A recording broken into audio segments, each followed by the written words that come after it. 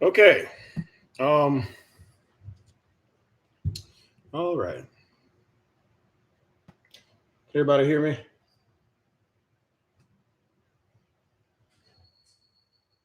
Hello. Hello.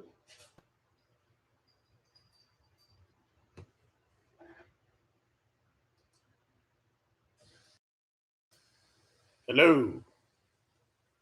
Okay, you can hear me because I can't hear shit. Okay. As you can see with my struggle streaming here, um, this is probably my first time actually going live. I tried to do this live thing about 2 years ago, and it didn't. I don't know. Fuck it. Okay. Basically, I believe what everyone else believed that the rats, Soncerae, whatever the fuck you want to call this bitch, was just lying and bullshit about the whole book thing, right? So when I saw that the shit had actually come out, I said, wait a minute, let me go and download this shit, see what the fuck this shit's really about. So I downloaded on Kindle about an hour ago now. I've never and I'm not tech savvy at all, so I'm having to like struggle stream, and I'm gonna read it from my phone from Kindle. Okay, sorry. Um, again, I'm hardly ever on YouTube, so I don't know how to do this shit. I had to Google how to go live. That show you how fucking slow I am, right? So, but I'm gonna read this fucking book, this honking mess of bullshit that this bitch put out. And again, this is the first page, and I've never even scrolled through this shit, but I guarantee you that this shit is gonna be filled with Priest, Chris Law, and Minister Jeff all through this motherfucker. And I bet nickels to donuts that this shit is basically all of the fucking everything that she had on her websites, basically regurgitating the same shit, packaged it up, and stapled and put this shit around. It's the same bullshit, I guarantee you. So I'm gonna read this shit and I'm gonna comment. Um, so here we go. Owning opulence. Here we go, y'all. It's Red Lives, okay? Soncerae Monique, owning opulence, the road to becoming a virtual millionaire. Here we go, y'all. That's the first page, copyright, blah, blah, blah, blah. Dedicated to justice. Again, I'm going to comment through this shit because it's all bullshit. Okay. Um, I ask God for you. Okay. All right. My soul thanks you for choosing me to be your mother. Forgive your father. I see you work. Forgive your father for what? You use a pregnancy app to trap a nigga, bitch. What the fuck is you talking? Oh, okay. I see your worth. Never forget that a loving family is the most valuable thing you will ever have. We are your wealth. Like I said, the same bullshit that this bitch regurgitates over and over again. So here we go. That's the picture of the little autistic kid right here. Chapter 1. Dating online can mess up your money. Really? I died on the 24th of March 2020. You mean you spiritually died because you faked your death, bitch. But okay. Even though plenty of people love me, where are both of those people at? Okay, whatever. Yeah, plenty of people love you. Okay, whatever. All right. Um, even though plenty of people love me, if you ask anyone who Soncerae Monique was, when are you basically admitting to faking your own death? Because that's what it sounds like. If you ask anyone who Soncerae Monique was when she was alive, you will get so many different answers. There's a lots of different ways to say the bitch was a liar, scammer, a fake computer engineer. Uh, you wasn't a model, you just took some pictures. A Uber driver, a Uber Eats driver. So you're right, many different things. Some of them you won't even like. No, because they all equal you, so we don't like any of them. Some of them make you not like me at all. Even if this is the first time you've heard I was someone, I don't like some of the things people say about me because it's the truth. The lies people tell about our interactions are gratuitous and the rumors are of equal value. Okay. It took me a long time to stop taking what they say so personally. That's why you faked your death. It's hard because I love people, but we don't love you. They get on my last nerves on the internet, but I love them. People are the reason I picked up the pace on the road to becoming a millionaire. Bitch, that is a long ass, never ending motherfucking road. Okay. Wow. I'm no stranger to wealth. You're no friend of wealth either. However, I didn't realize how much money I was wasting until I moved from Atlanta to California. Let's not forget to mention that I was also homeless. You chose to live in the back of a Ford Explorer, bitch. However, before I begin spilling the deets, bitch, you spilt the deets for 4 motherfucking years. It's the same goddamn deets. The fuck? However, before I begin spilling the deets about how I went from homeless to wealthy, let's circle back to my death. My funeral was years ago. Some weird low energy male, let me guess. His name rhymes with Minister Jack. Some weird low energy male from the internet pronounced me dead in 2017 in a YouTube video, and you pronounce yourself dead in the 2020 YouTube post. He was the minister how did I know? He was a minister preaching my eulogy in where's that? He was a minister preaching my eulogy in his fan fictional wicked demonstration of my demise. It's called wishful thinking, bitch. The rumor of me committing suicide started in 2016 when I posted a video on YouTube where you talked about wanting to shoot yourself when you held the gun up. God damn, stop fucking calling me. Sorry, I'm getting called. Sorry. In it, I candidly spoke about being harassed online by thousands of men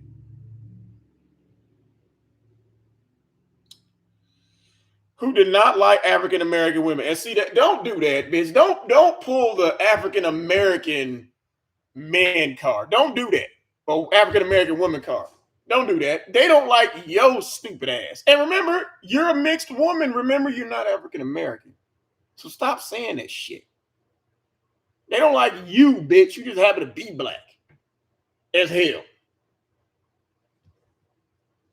Imagine the toll this took on my mental health to see so many African American men telling me that I was unattractive. You're not. Because I am black. No, bitch, you're unattractive because all them filters and shit. Put a wet wipe on your ass. See what the fuck you really look like. You look like a cross between Danny Glover and O'Shea Duke Jackson, because you do. This brought on deep depression and thoughts of suicide. So you faked your death.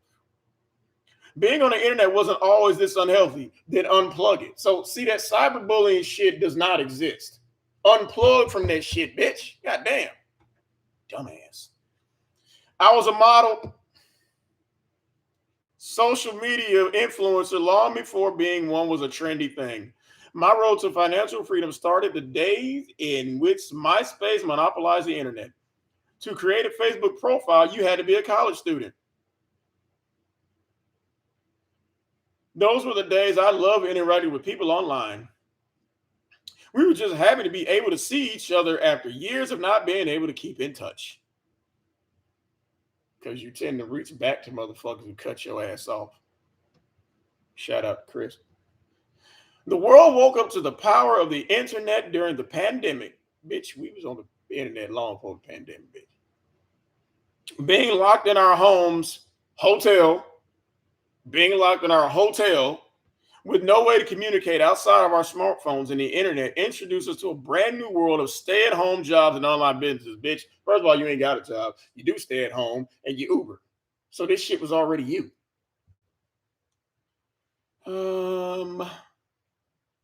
As well as multiple sources of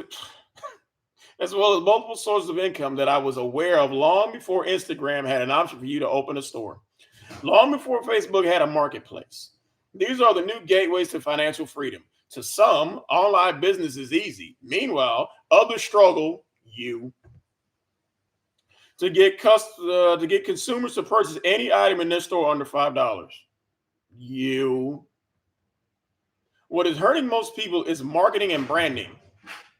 They're misunderstanding the importance of quality products, customer service, and the purpose behind whatever they are selling that has the potential to draw in the masses. Before I get too deep into the importance of marketing and branding, let me reassure you that I am going to keep this book of knowledge very basic, because you're a basic bitch. When you are ready for more information, I'll take you to the next level.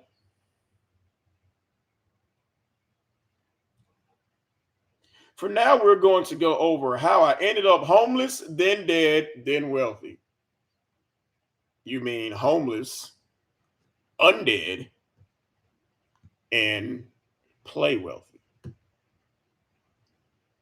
It all started on a dating website app. I was a promoter.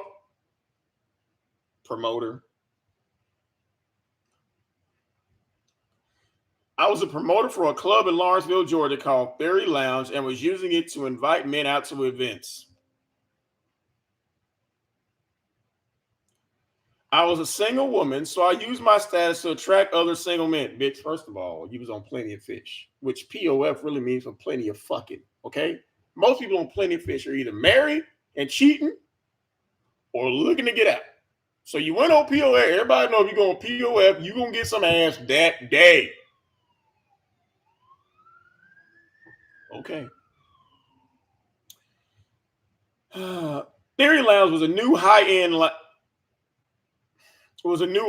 lounge. However, it was difficult to get people to come out to this venue for two reasons. For one, you didn't work there.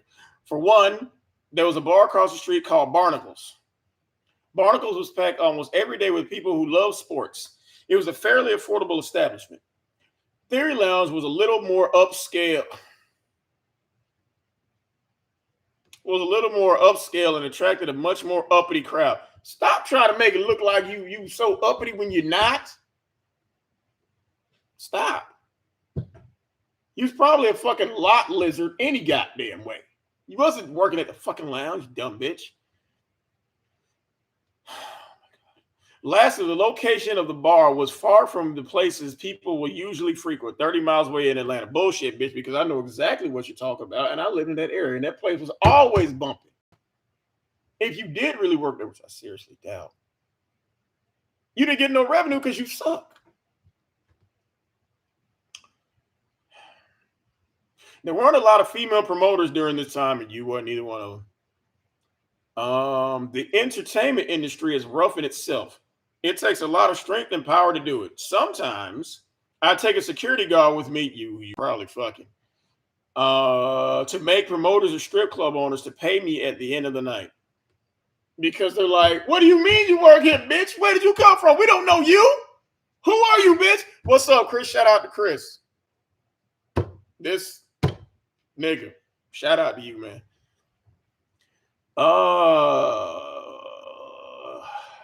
Where was I laid up? This bitch is so fucking hilarious.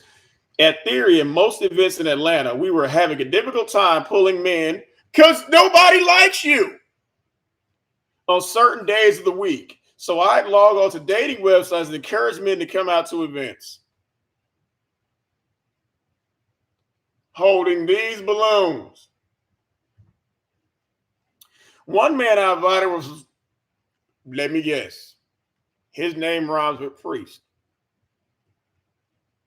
One man I invited was from Stone Mountain, which was about 20 miles away from the lounge. He insisted that the distance to the lounge was too far for his liking, because he ain't gonna drive that far just to fuck a bitch. Despite him declining the offer to come out to the lounge, he and I continued to talk, which is why you was really on this site any goddamn way. Get some dick, bitch. Random talks turned into a friendship that led us to date and travel out of town. Eventually, we ended up in a committed relationship with a married man. He was already a committed relationship, bitch. It was a committed relationship plus one. You was a plus one. I don't usually post men I date on my social media profile because they won't let you, because most of them are married, because you fuck married men. How the fuck I'm gonna get online with you, bitch, and I'm married, you dumbass? Okay. However, it was pictures of he and I all over it because you created this shit. You put this motherfucker in a relationship that he really didn't want to be in.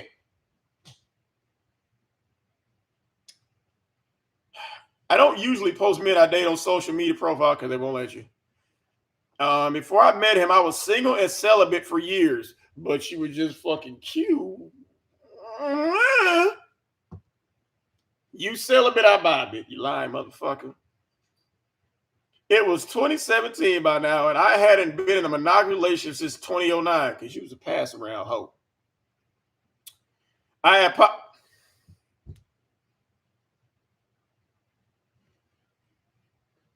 like I said, the same bullshit repackaged to this. Polyamorous, that's just an uppity way of saying use a hoe.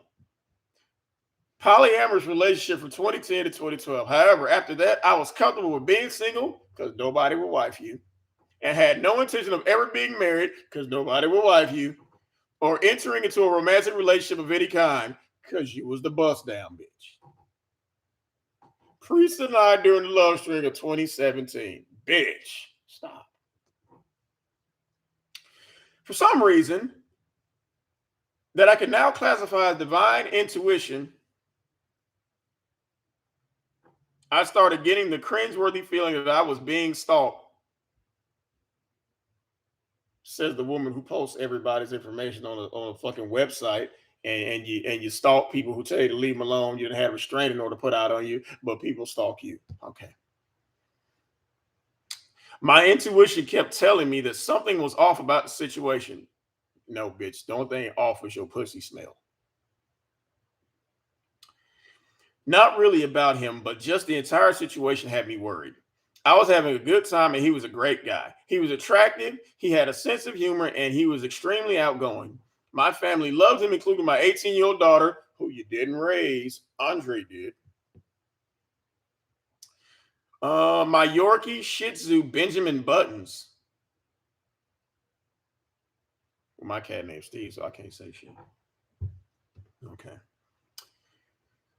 Anyone I introduced him to loved him. I met his family, his co-workers, because he kept going to his job and popping up at his family picnics that he told you not to go to. I met his family, his co-workers, and all of his friends except for his wife. Yeah, because if I'm married and I'm you to bust down, the last person you're gonna meet is the bitch I'm married to. Bitch. Yep, you read correctly. Not only had this man not graduated from high school, but you fucked him anyway. He only made $12 hourly at his job, but he had a real job. And you still plan to get pregnant by a married nigga who had no education at $12 an hour. You wealthy bitch, you. He was 38, but just obtained his driver's license mere months before he met me. And knowing all this, you let him shoot your club up. Dummy. He was driving his cousin's car, yet had an apartment, and you live with your baby daddy. This man was so far behind in life, but you got pregnant anyway, that it concerned me. I began trying to find out what his talents were so I could help him start his own business. I already own a successful UI UX design company called Revenue Digital. I was beginning my career in software design. Oh my God. According to this man and his wife, they were separated for 2 years and never had same bullshit that you can find on any fucking website. This bitch type on the same fucking bullshit. She was a side chick to another man like you. And by the way, bitch, if a motherfucker's married and he's seeing you, that makes you the side chick, which I said he was a married man plus one. Her husband, my boyfriend at the time, because you can't marry, dated several women before he met me. We devised a plan. You He and I to find an apartment together, get married, and in a few years have children. Only after we reached our financial goals. But y'all was had that struggle of eating ramen noodles and drinking box of wine out of a wine glass in an extended stay hotel. But this is the Get Like Me book. Okay. Okay. Here was where am I at? Only after we were simultaneously, I was in the process of moving out of a property owned by my daughter's father. He was a real estate investor and worked in telecommunications. And he still didn't like you. I wanted to move close to the city of Atlanta so that I could attend business meetings faster. No, you tried to get close to this nigga so you could stalk his ass. This is when things began to become a little complicated. Oh, here we go. After a lovely trip out of town that you probably paid for, we attended a Caribbean parade. After the parade was over, he had a moment of clarity and decided that he wanted to tell me the truth about him and his wife. What more truth can a motherfucker tell you about him and his wife? What a way to ruin a perfect day. Not to mention a perfect weekend we just had that proved that we were madly in love with each other. Oh, and I got to afro. While we were out of town, he spent part of the money he was supposed to give her for the rent. She was upset and didn't want him to come back to their apartment because they're married. I wanted to slap the audacity out of him. Huh? That's not how you use audacity in a sentence, you stupid motherfucker. Why was I just now finding out that they live together? Let me give you a little advice, bitch. If you've been dating this guy for months, you're going out of town, and you haven't been to his house and met his people, you are not his girlfriend. That defines a side chick. If you ain't been to this nigga's house ever, you're a side chick. Message. Why was I just now finding out that they live together? Because you're a side bitch. Why was he picking that moment to tell me that? It was already bad enough that I was dealing with him having an estranged wife to begin with. She ain't estranged. She's at his house. Now, this was a woman he was cohabitating with. That's usually what husband and wives do. When you're married to a husband or wife, most people live with them. Message. How did I not know this? Because you're stupid and you're used to being the side chick and the bust down. So certain questions you're not used to asking niggas. Doing all things constructively. I didn't even notice we had never been to each other's house because you was a side bitch. And he can't come to your house because you live with your baby daddy. That's why you couldn't go to each other's house. We were still in our beginning stage, and this man was seriously trying me. Trying to tell you how husbands live with their wives? Shame on him. Our trip out of town was the first time we were in an intimate environment.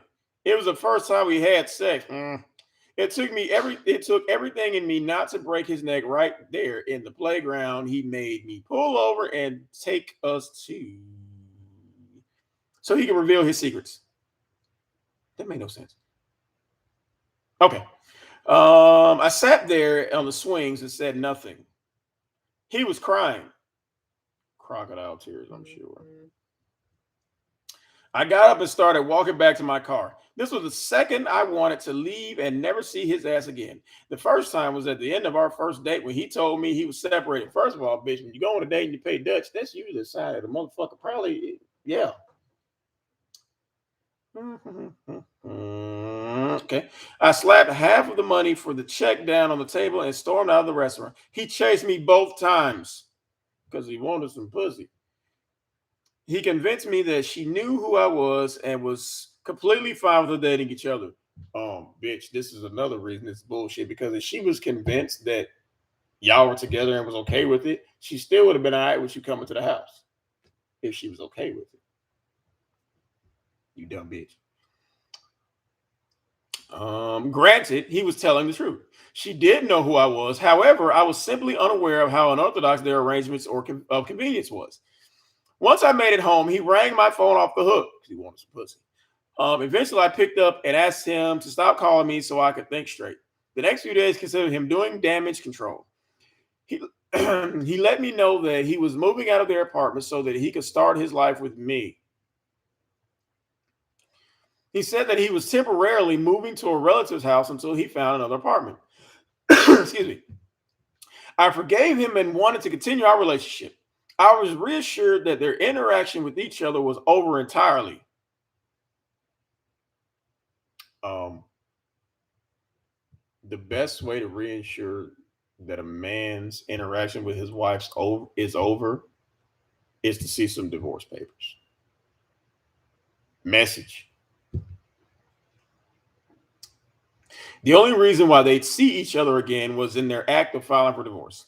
Now, keep in mind, I didn't ask him to divorce her. I was but you sent Sonya a text message that said, "Get the divorce or else."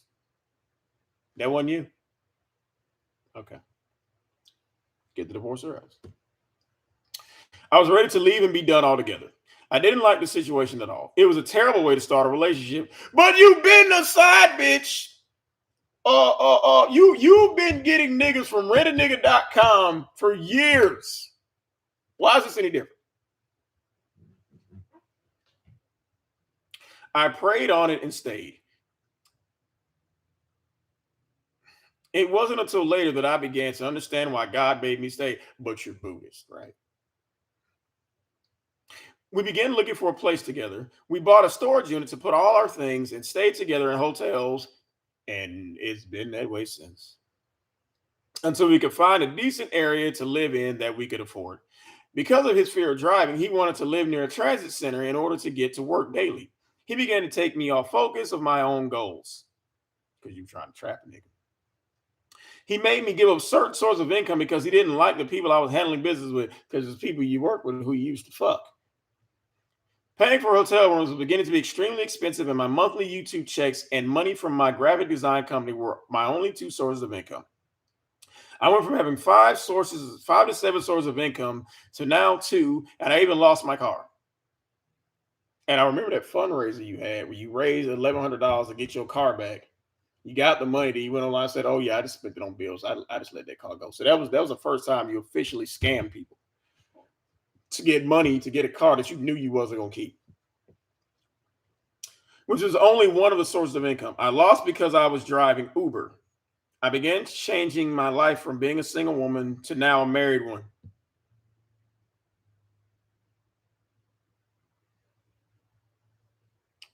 Hmm. Mm-mm-mm. I needed to make my soon-to-be husband. How's it soon to be if you just said you was married, you dumb bitch? Comfortable. I prayed a lot over our relationship, and the answers that I always received from the universe was for me to stay because nobody else would take it. Tension was rising between the two of us slowly. It started as a whisper. We were no longer the couple that laughed at the health food restaurant while waiting for our smoothies. We weren't hiking Stone Mountain anymore. We weren't going out to eat or going to parties. We were now stuck inside a hotel room after he got off work, talking and watching Netflix. Honestly, the kind of personalities he and I had did not include him and I being stuck inside together. We were in the beginning stage of our relationship, and we knew we wanted to be together forever. You did. However, we were still getting to know each other. But you're planning a future and kids with a nigga. Okay. Even couples who've known each other for years still have date nights and are learning new things about one another. Excuse me. We weren't going out as much because you had no money. But we weren't going out as much because we didn't have the money. Oh shit! Damn. The man I met in March of that year was starting to look completely different by the time November came. The man who used to rub my feet, fly kites with me, go on picnics, talk about spirituality and religion, and share food with me was beginning to be a terror because he realized what the fuck he left his wife for, and you pussy stunk. He was too good to be true initially. How he was judgmental and rude. You mean now? What changed the charming, loving, kind, funny man was the same thing that changes every man. Stank pussy. Message. Oh, here they go, the pictures again. Here we go. Here we go. Here we goddamn go. I honestly believe that he missed being able to have sex with other women. Yeah, because they pussy didn't stink. Sex with him was terrible with me because your pussy stunk, bitch. He had premature ejaculation and erectile dysfunction. You really think his dick gonna stay on hard if your pussy smell like a box of farts? Really? He told me he was having problems ever since he left the Dominican Republic months before we met. Just looking at me on social media, you could tell how comfortable I am and very with my sexuality. Because you thought I have an OnlyFans account because you're a thought. I don't do pornography, but you take butt-ass naked pictures.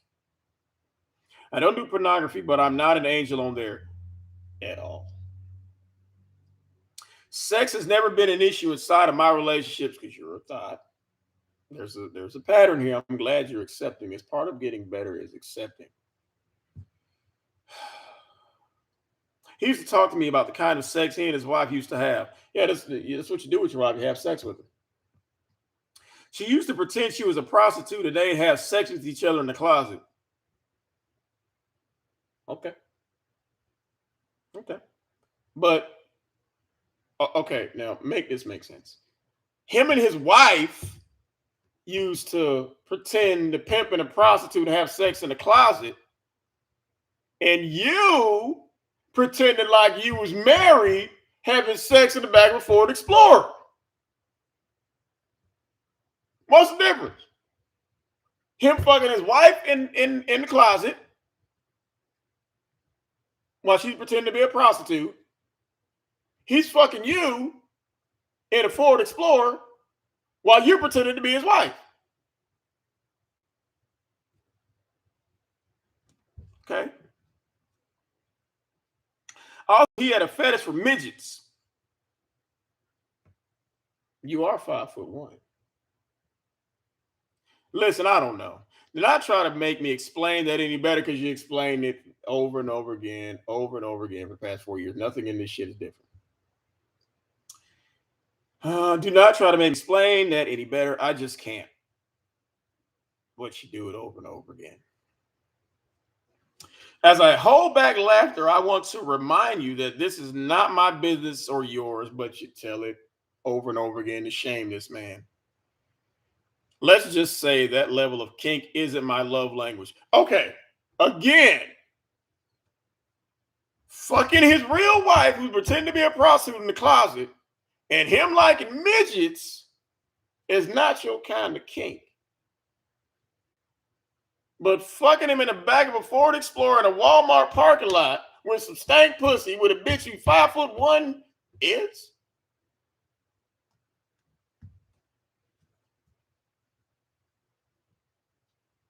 He was beginning to miss access to his wife sexually because her pussy didn't stink. He began to compare us to each other because her pussy didn't stink.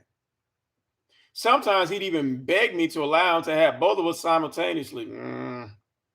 He'd tell me that I was better than her in every way outside of the fact that I had a social media presence, but her pussy didn't stink. That gives you 10 extra points over the hill any fucking way.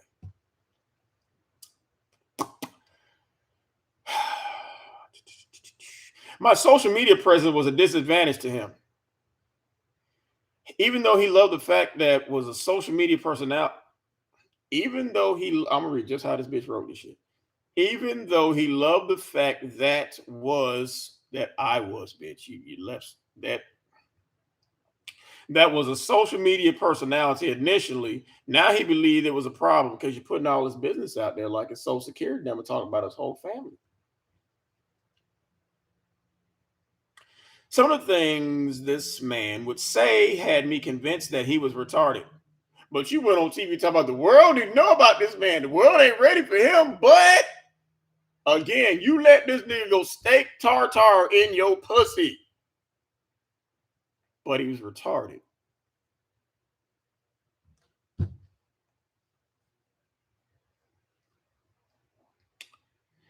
Oh, God. I'm not being facetious. You're just talking shit, which is what facetious is. He behaves as if he had a mental disability. You're stuck in a hotel with a bitch with a stank pussy who's pretending to be your wife, and your pussy stank, that don't sound like a horror movie. That ain't no mental no that ain't no mental disability. He told me a story about how when he was younger he was told he had dyslexia. So what? But again, you bought an app to make sure you got pregnant by this nigga. Hold on, let me say hey to some of these niggas in the chat. Hold on. I see you, Samuel. What's going on, man? Y'all don't make fun of me because this is my I've never done this live shit like this before, so bear with me here, okay? Hold on.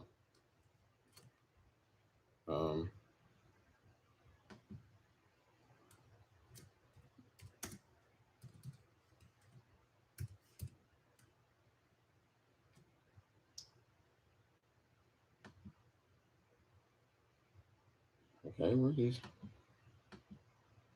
Sorry, Samuel, buddy. Hold on, man. Hold on. I told y'all I am not tech savvy in any way, shape, or form.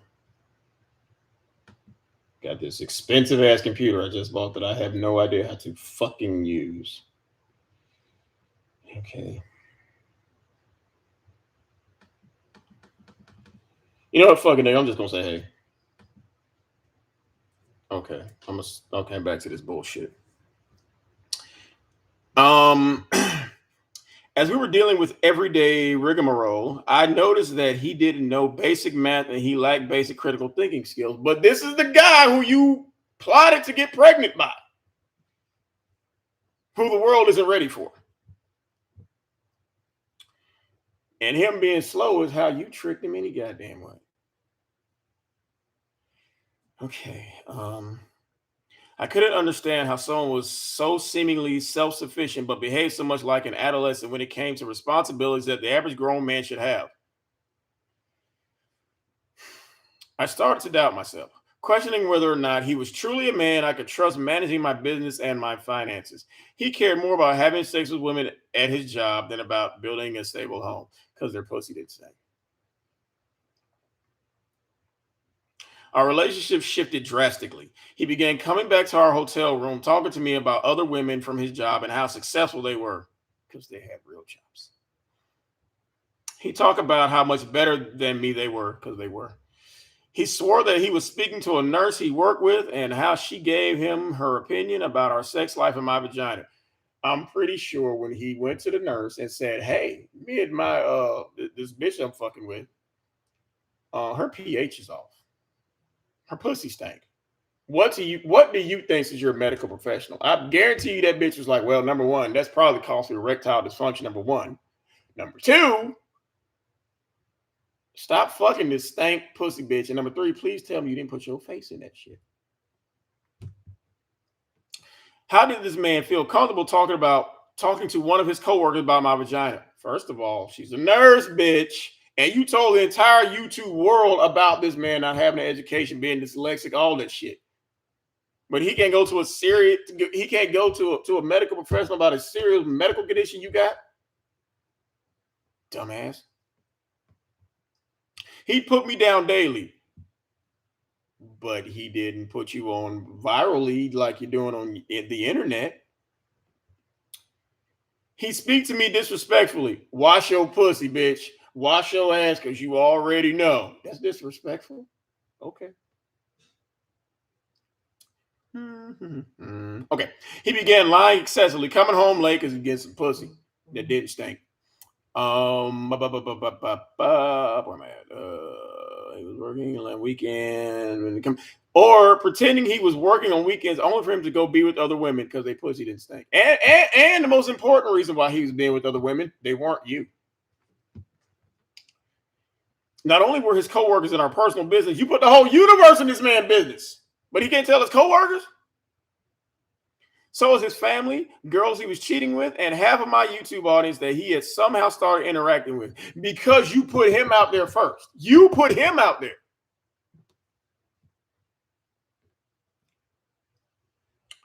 I was confused because you're stupid. Seriously. Of course, everyone on social media knew I was dating him because you told everybody. But some of these people were now coming to tell me things about our relationship that only he knew. Help, I'm trapped in a room with some stank pussy. Coming to a theater near you.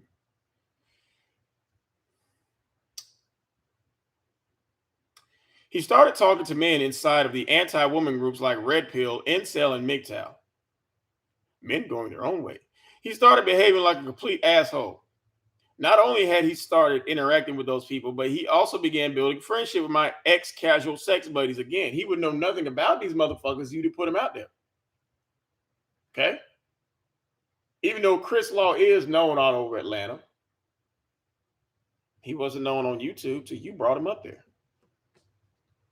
And hate these men for trying to rescue this man from your stupid ass.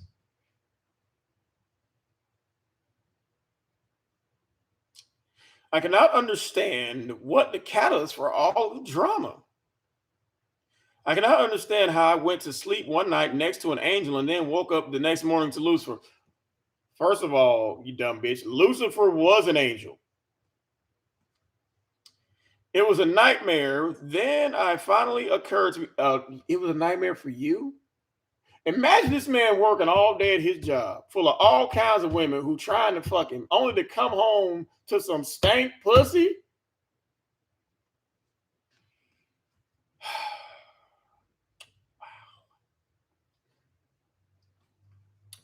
It was a nightmare.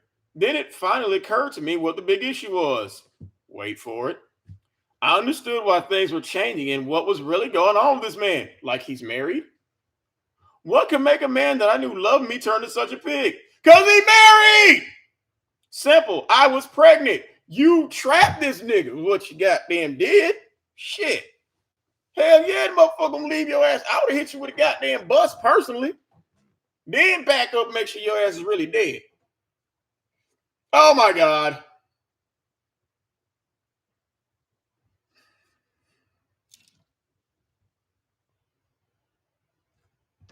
Wow. Chapter 2. Social media drama can make you more money. In October 2017, I found out I was pregnant. I was pregnant. You just said that. Apparently, since early September, when you were playing with that pregnancy app, he turned into an entirely different man, all because of my pregnancy. Yeah. The first few weeks after he found out I was pregnant, he was happy. Bullshit, because I don't. If anybody has the goddamn video, what this bitch just say? The first few weeks after he found out I was pregnant, he was happy. No, he wasn't, because when he went in the bathroom, according to you, he came out. The first thing he said was, "Don't tell nobody," which is what you typically say to your side bitch when you get pregnant. And I don't know who has that video out there where y'all was in the ultrasound office and she was like, "Oh my God, look, priest," and it shot and the camera turned to priest. That nigga looked like somebody just shot his monkey. That was the happiest unhappy nigga I'd have seen in my life. And then they had a picture of the dog running and shit, but he happy.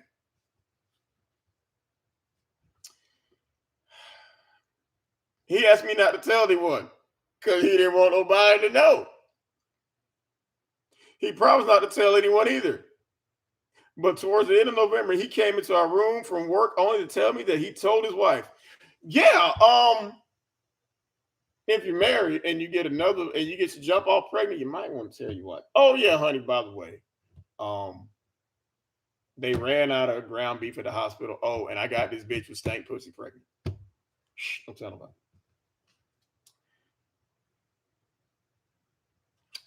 He told me he wasn't talking to her since they signed their divorce papers in June. But apparently, he started talking to her the day after I told him I was pregnant. Because a nigga was screaming for help and didn't give a fuck who came out to help him.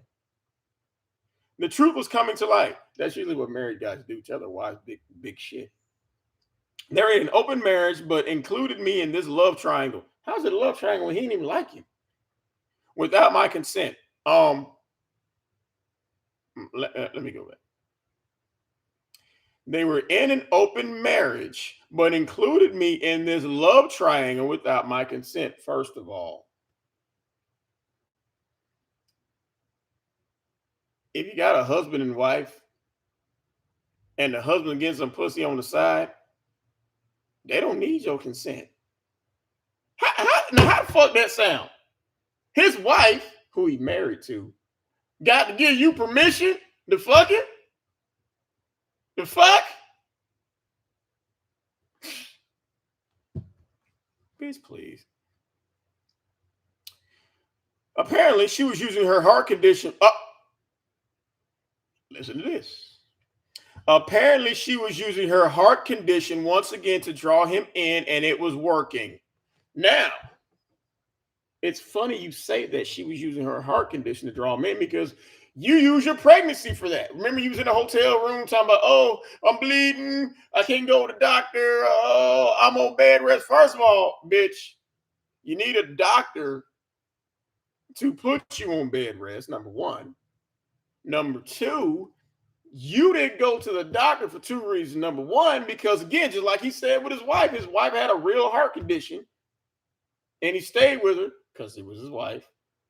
You purposely didn't go to the hospital and didn't bathe because you were tugging at that man's heartstrings because you knew he was a sucker. So I'm on bed rest. I'm bleeding. Oh my God. Please don't go back to your wife. After she found out I was pregnant, she started complaining about her heart. Usually, again, what did you just say? After she found out I was pregnant, she started complaining about her heart. Now, I'm gonna give you a little piece of advice. I'm not a medical professional, okay? But usually, when a husband tells his wife that he got this crazy bitch with stank pussy pregnant, the wife might possibly, maybe, have a heart condition. Maybe. Shit. This compelled him to start seeing her again behind my back. No, bitch, he ran. You leave the door open, your dog gonna run. Started seeing her again behind my back. How the fucking nigga got to tell you that he going back to fuck his wife, who he was already married to? This fool had a whole wife of 15 years that he didn't have kids with and a pregnant girlfriend, me, that he was living with simultaneously. Well, again, first of all, Sonya couldn't have kids. Or Sidonia couldn't have kids. Number one. Number two, you trapped him. Bitch. He was her second husband. But hey, say what you want about it, bitch. Apparently, the pussy that she got make niggas put a ring on it. The pussy you got make niggas leave you to die in an extensive stay hotel. Is it sinking in, bitch? Is it maybe just a little bit? Okay? How you gonna shame her for getting niggas to put a ring on it twice? You never got one. You had to tattoo a nigga's name on your ring finger because he wasn't gonna wipe your stupid ass. But oh no, Sonya had two husbands. Bitch, right now she 2 for 2. Dumbass. What is it, Steve? Steve, I'm live streaming. Come on. My child wants to get on camera.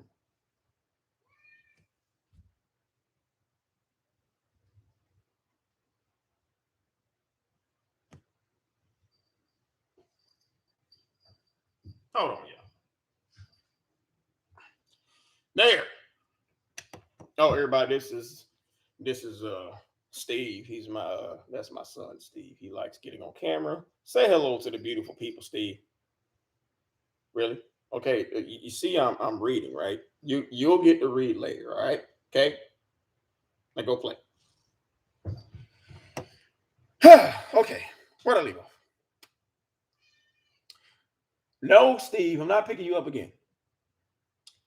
He was her second husband. She had 2 boys from a previous marriage and a daughter from a relationship before her first marriage. So basically what you're saying is she got married twice and had 2 kids by the same guy. So far, Sedonia kicking your ass in this shit. She got a nigga to put a ring on it twice. You had to tattoo a nigga's name on your ring, and she had 2 kids from her first marriage, which means she got that nigga to come back again and knock her ass up. So hey, she was also 10 years his senior, which again, everybody know about that cougar menopause pussy. You can skeet all in that shit with no guilt. Fuck you talking about? Shit. Mm.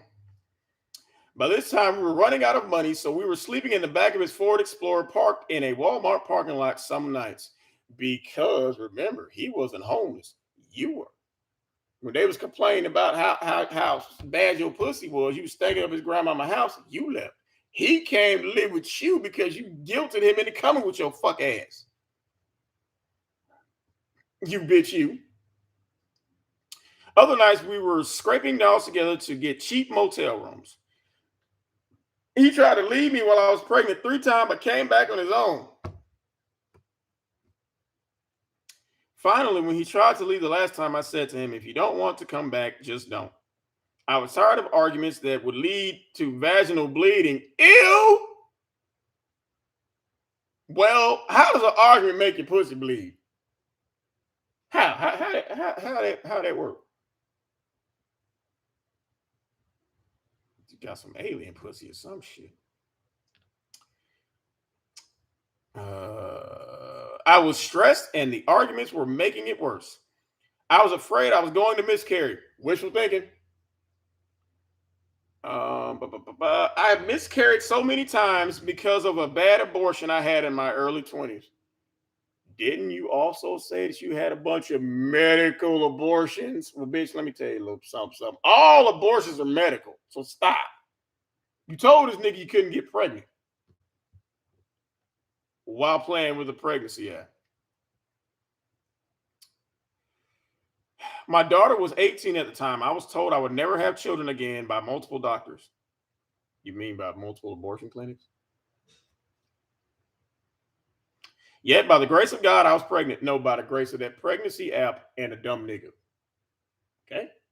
Pray to the God of stupidity for getting you pregnant, for sending this nigga to you. And pray to the Apple store for giving you that app. That's what the fuck you need to pray to, you stupid bitch. God. I was stressed, damn near broke, living in the back of a truck, washing up in public restrooms. Now I had to let the public know that the couple that they were seeing on my YouTube channel, who nobody cared about, was breaking up and was all some weird facade he was putting on. It was terrible. I was humiliated, which will cause him to retaliate against you because you put him out there.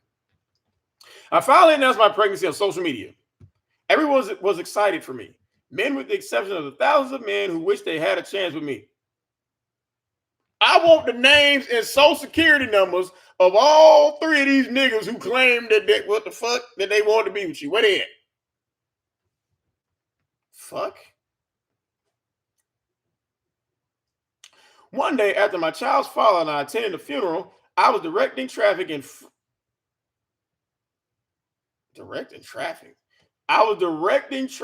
front of Atlanta's Capitol because his truck broke down in the middle of the street. I remember that shit. And this little tidbit you don't know, bitch. I saw you motherfuckers out there when your car broke down. That's when I didn't know that again, I ain't tech savvy at all. That's when I didn't know that Facebook Live is really live. I'm like, the fuck? I'm in a training class. I leave work, come around the corner. I see a short, stubby, fat bitch and a nigga with dreads under the hood of a white Ford Explorer. I didn't even know that was them. I'm like, oh, this shit is really live. Yeah, I saw you niggas out there. Okay. Dozens of people were driving by in rush hour traffic screaming congratulations.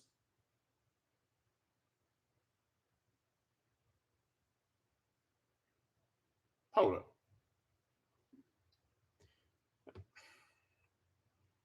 His truck broke down in the middle of the street. and people were driving past, congratulating you. Congratulating you for what? Pushing that piece of shit truck out the middle of the goddamn road. That's what the fuck they were congratulating you for. Go, bitch, go, go, get this shit out of the goddamn way, bitch. I gotta pick my kids up. The fuck? That ragged ass truck out the middle of the goddamn road. No, Nelly, I was not one of the ones wishing that bitch congratulations. I was swerving around like the rest of the people. You know how when you driving past and you see a motherfucking middle of the street, you like,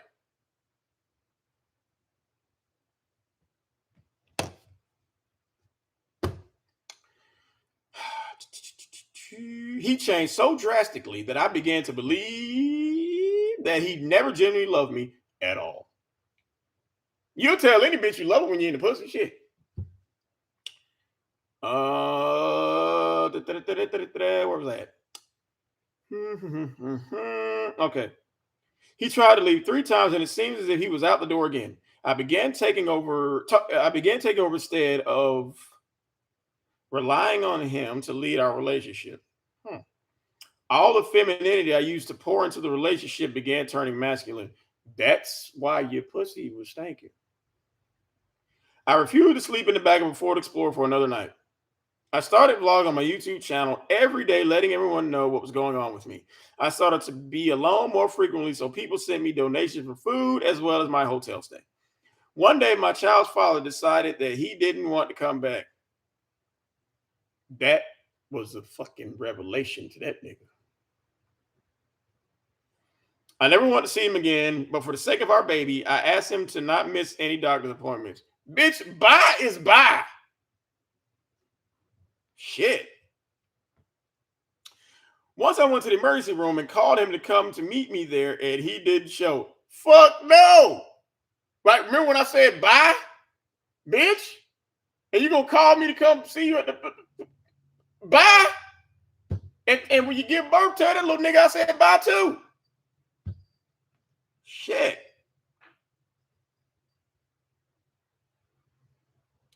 I stopped having faith in him after that. You should stop having faith in a nigga when they tell you bye. I already knew that I was going to be a single mother, regardless of whether I planned to be or whether I wanted to be. For the first time ever, I started to rely on my mother because your mama didn't fuck with you either. Priest told us that too. She was residing in California at the time and abruptly moved there 3 years prior to get away from your ass, to being a nanny to 2 children that belonged to my older cousin. Hold on, y'all.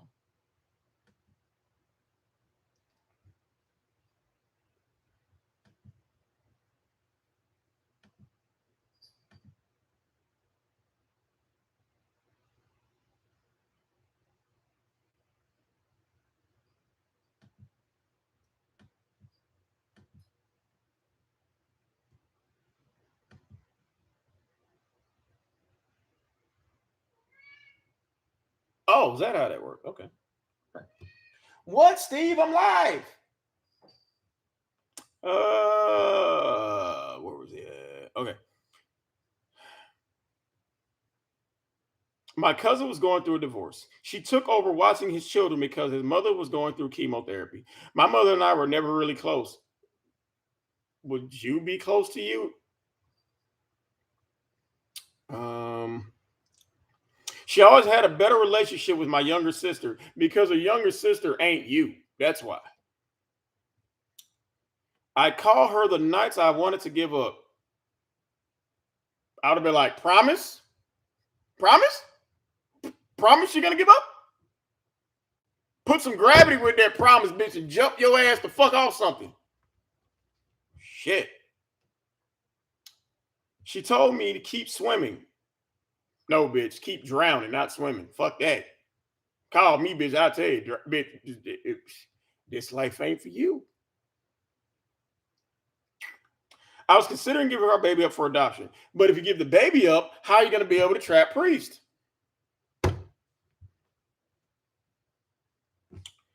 My plan was always to move to California eventually. Bye. I wanted to advance my career. So you wanted to be a West Coast Uber driver? That's your step up?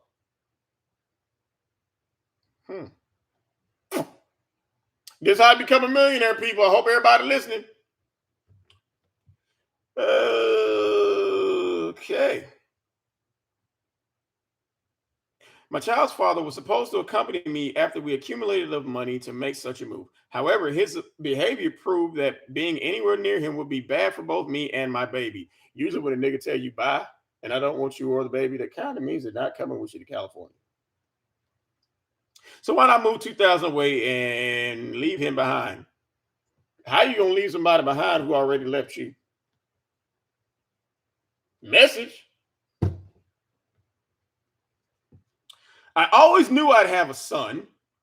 I just always felt masculine energy throughout my body. That's why you had that 5 o'clock shadow when you don't have them filters on. Nigga. My mind wasn't on the average thing a pregnant woman usually has on her mind. That's because you use the pregnancy app to trap the nigga and it didn't work. So now it's like, oh shit, I'm pregnant. Bitch. My mind wasn't already. I wasn't planning a gender reveal or a baby shower because nobody would come. I was trying to figure out how I was going to get to California from Georgia. My daughter's father was very helpful. He'd come by my hotel room and bring me food. Yeah, hoping you will stay there and not come back to his goddamn house. His bitch eat this goddamn beef fried rice and stay where the fuck you at. I get it. As a favor to a friend and business owner, he was delivering Jersey Mike's all over Gwinnett County. He himself just retired from his career in telecommunications and was trying to decide what he wanted to do next, which didn't include you. He trying to figure out what to do next. You trying to figure out what to do, period. And you still trying to figure that shit out. Dumbass. He wanted to move back to Washington, D.C. He had a lot of free time and always had faith that my child's father would snap out of it he had a lot of free time and always had faith that my child's father would snap out of it and be there for his baby, hoping that that nigga will keep you away from him. And you'd probably stay there rent free. 2 weeks before I moved to California, I stayed at one of his properties. He was the one who dropped me off at the airport. Bitch. And I like to think I'm a pretty stand-up guy. You said that he let you stay at one of his properties and he dropped you off at the airport. All of this shit is plain as day. Okay? I will drop your ass off at the goddamn airport. I drop you off anywhere away from me if I'm trying to get rid of your motherfucking ass. So you mean to tell me after the police came to this nigga's house that you was probably staying in rent free because you had a pistol talking about you're gonna kill yourself, and then you tell him that this dyslexic, uneducated, no money making motherfucker got you pregnant and you're gonna leave? That shit was like pennies from heaven to this nigga.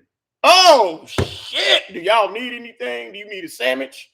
Do you need some food in the hotel room that's over there? Do you want me to let you stay at one of my properties one last time to make sure that I take you to the fucking hospital? Really? Okay. I'll drop your ass off too. Shit. After raising $10K in crowd scamming, using Facebook, YouTube, PayPal, and Cash App, I took a 5-hour flight to California to move in with my cousin and my mother. I already knew that my son was born, and I already knew that once my son was born, I was no longer going to reside there. Yeah, because they kick you the fuck out. I had 4 or 5 months to figure out what I was going to do. Some people ask me, what is crowd scamming funding? How did you raise such a large amount of money? Called scamming. Oh, and she's got a thing on crowdfunding. Crowdfunding is when you collect money from family, friends, supporters, investment groups, and personal investors. The reason why I could raise so much money so fast was why you post this shit like this, like it's the goddamn Webster's. Y'all can't really see this shit. She got crowdfunding highlighted like she pulled the shit straight from Webster's and then she threw her shit in there, which is what she always fucking does. Okay, the reason why I could raise so much money so fast was because of the large network of business partners, clients, and friends that I've obtained over the past 20 years. Yes, you mean to tell me that since nobody at all fucks with you, You think it's great that a bunch of people give you money to go away?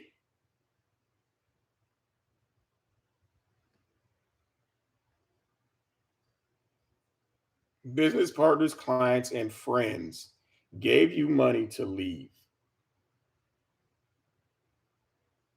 Okay. Okay. All righty.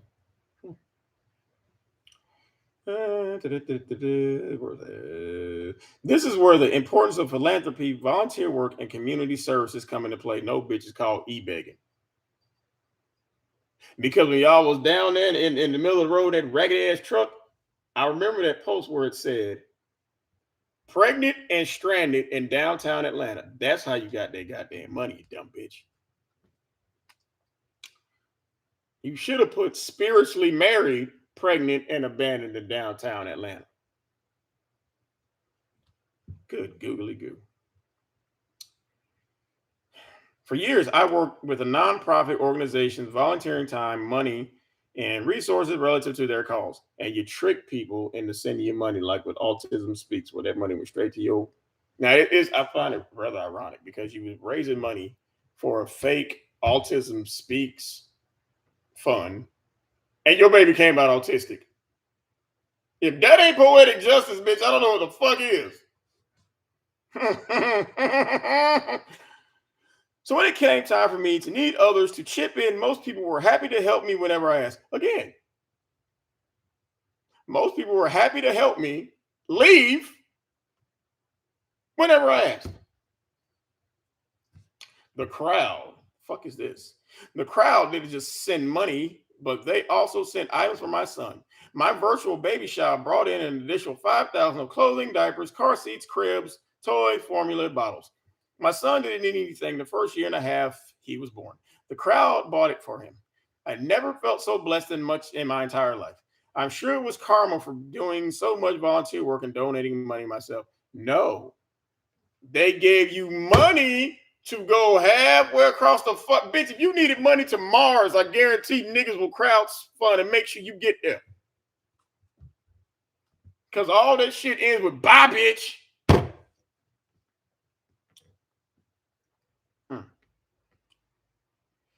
Building a network is essential to raise any kind of capital. It was my insurance policy of friends from high school, college, coworkers, and events. Even my haters sent in donations because we wanted you to leave. Proving they weren't really haters, but just disguising themselves as such. No, bitch, we wasn't disguising the fact that we wanted you to leave. That's why you kept getting sent shit for that little motherfucker. So you didn't go, oh my God, I forgot something. Let me go back to Georgia. Oh no, we make that shit happen, bitch. What you need? The secret to networking isn't to attend a networking event and to try to cover the entire room by introducing yourself to everyone in it because they don't know who the fuck you are. Concentrate on people who are relative to your career online and off. Your relatives don't like you. Most times when you do introduce yourself to people, they are expecting you to ask them for something, which you just pretty much admitted to e-begging everybody you fucking know. But according to you, most times when you introduce yourself to people, they are expecting you to ask them for something. You need to ask them for a fucking clue, dumbass. You have to do the complete opposite when people expect you to ask them for help. I take pride in being the person that connects as person to the right person. Yeah, because you stalk them. I get to know everyone's talents, then introduce people who can benefit from one another. It's all about learning others and stay connected to them with time. You're saying it's about the people who sent you money and presents to leave and never come back. I also established my own networking group using Facebook. There are a lot of apps and websites you can use to create a networking group or virtual event. LinkedIn, Meetup, Eventbrite, Zoom, GroupMe, or even sites like Discord can help you create a group of like-minded individuals. Bitch, no mind is like yours. After my son was born in 2018, my mother and I moved to Sacramento, Fremont, temporarily. We had to drive around exploring California because y'all was looking for hotel rooms. Sad bitch, you was driving around looking for hotel rooms. We had drive around exploring California before we decided where we wanted to live. I was experiencing a lot of online stalking and harassment that interrupted my real life. Go team!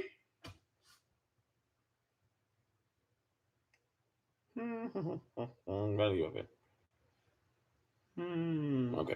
The part of social media that goes unspoken often is about the other half of your fan base that we'll just call them Looney Tunes.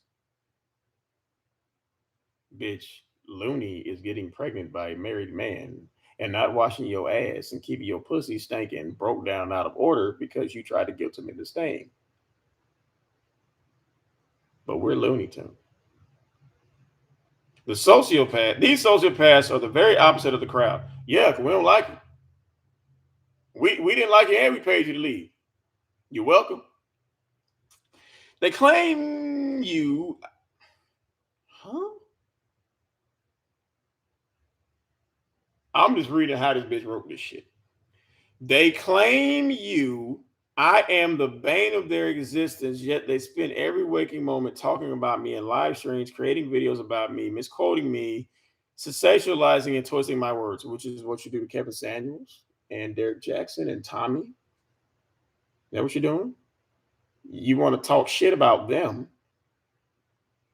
Then if they clap back at you, you have a reason to keep talking about them, but you're going to say that they stalked you.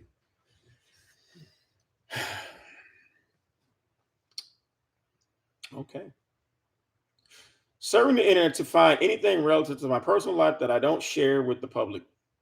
They created public forums about me, posting lies and rumors they heard, creating memes, just weird stuff that the honest person. I hope you saw that meme with you in that Walmart bath tank or sink or whatever. I hope you saw that shit. Oh, wow. Just weird stuff that the honest person who is on the internet doesn't have time for. Some have even tried to blackmail me, attempted to extort me. Okay. How they extort you ain't got shit. Even reaching out to my family and friends. Yeah, y'all do something about this bitch. That's why they was reaching out. As well as co-workers and business partners. How you got co-workers and you ain't got no job? They make up a large percentage of the digital hate culture. They participate in the overanalyzation of their target's life. Which ain't hard. You're a bum bitch. You drive Uber and you live in a hotel. Don't take a lot of research or rocket science to do this shit. We just don't fucking like you. The proliferation of hateful and extreme speech reached an all-time high by the time my son was born. I experienced it from the second I created YouTube. I created an account on YouTube in 2008. Of course, I had typical interactions on Facebook, Twitter, and Instagram, but YouTube was a catalyst for a lot of turmoil I experienced over a decade. Their main focus was my race and gender. You're mixed. Then later became my sexuality and economic status, as well as my grooming practices and vernacular. You don't have any grooming practices because you don't wash your pussy.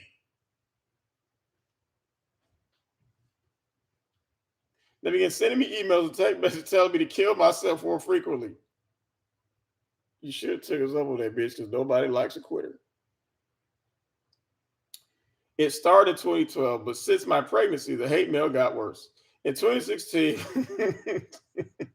while I was still in Georgia, they sent CPS to my house to take my oldest child.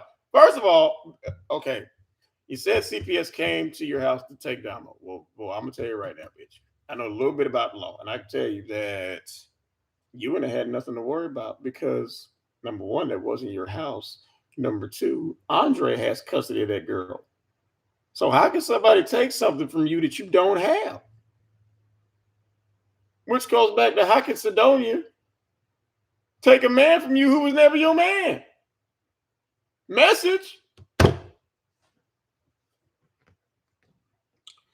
They told police that I was suicidal then and that I was posting videos with me of a gun, which you did.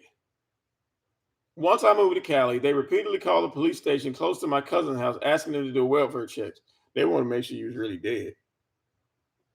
They tell the police that I was going to kill my son's father and I was suicidal, both of which were true, confirmed by you. They also began calling any other relative that they could find, leaving psychotic voicemails, also sending police to their house looking for me.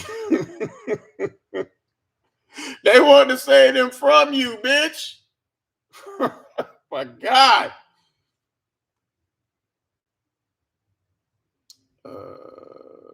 They followed me around the grocery store, took pictures of my house. You mean they took pictures of number 12B and the Red Roof Inn? Fuck you talking about?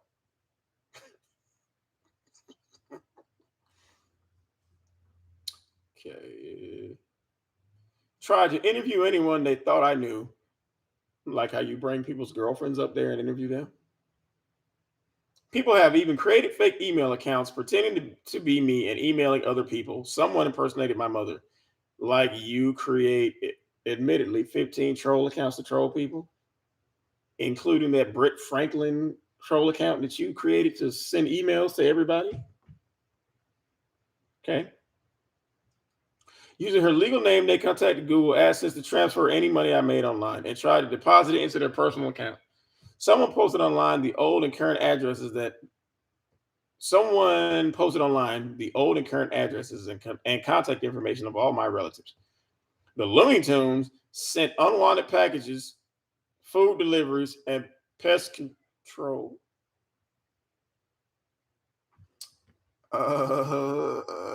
Pest control and plumbers, not just to my house, but to the homes of my relatives. I wanted to go to a place where no one knew where I was. Then stop going live. Tell them where you at, bitch. Wow. The reason why they kept finding out where I was because you all over the internet tell your business, stupid. But the reason why they found out where I lived anyway was because they searched the background of my videos. They see an establishment and go and do Google Map searches on the establishments in the background. Sacramento was the only place we could find that had cheap extended stay hotels. You mean Fremont?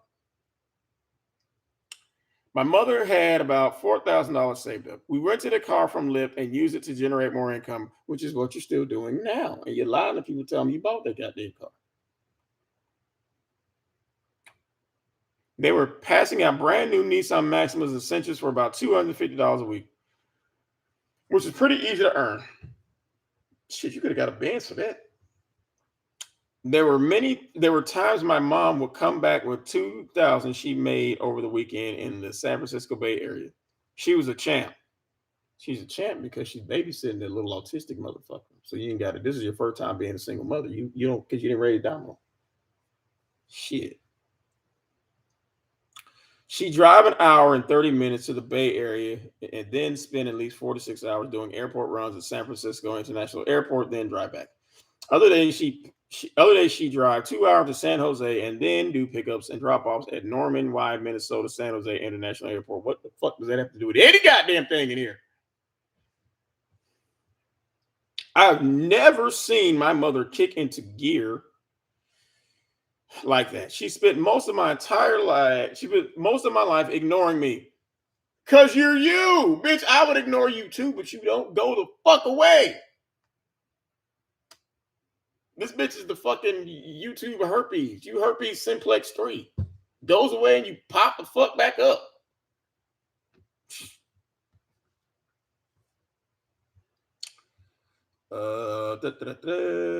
It wasn't until she found out I was pregnant with my son that she really started to be concerned about me. Yeah, because you guilted your mother into staying with you too. My deep depression started when I was 5 months pregnant. I was terrified of being a single mom. Because this is your first time being a single mother. That's why you're terrified. You 37 having a baby and you got to raise this little motherfucker yourself. Yeah, you gonna lose a couple nights of sleep. I didn't even want to leave the hotel room. Some days she had to talk me off the ledge. I wanted to die. Well, bitch, you need to speak this shit into existence. You talk about I want to die. Say this shit over and over in your head until it finally sinks in because nobody likes a quitter. Because I believe in you, bitch. If you still want to kill yourself, I believe in you. Apply yourself. I was humiliated and heartbroken. I couldn't believe a man actually left me to die in a hotel room, severely ill during a high risk pregnancy. How do you know your pregnancy was high risk when you didn't go to a doctor?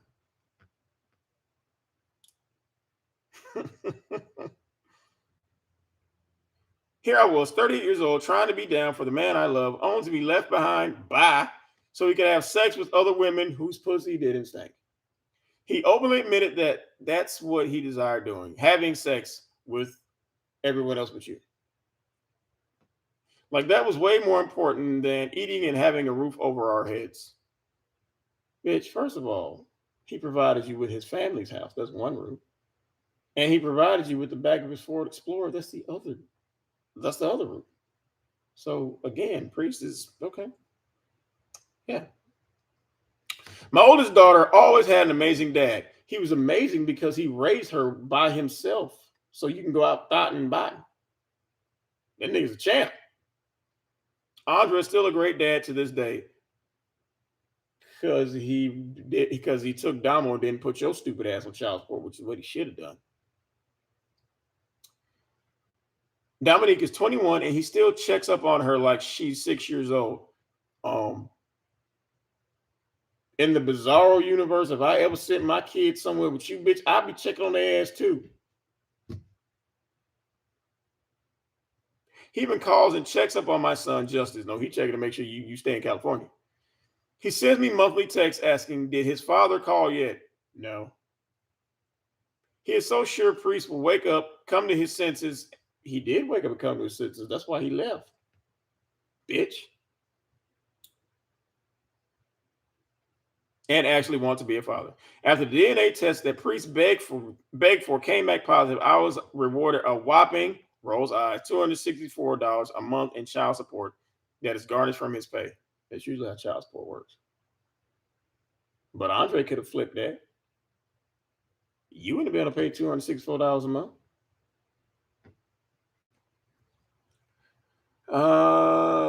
An amount of money that he apparently thought was some kind of come up. Once Priest texted me, that's all your ass is gonna get. Bitch, I would have sent you fucking Scud missiles. Fuck, I would have sent. Like I was some money hungry hypergamy hussy. No, because you put him on child support because you're trying to break this motherfucker. You know, you said it right there. He ain't got no fucking money.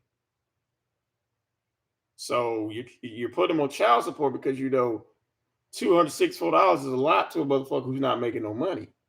You trying to break this man into begging to get back with you so you will take him off child support. See, that's the problem. Bitches using kids for leverage or bargaining chips.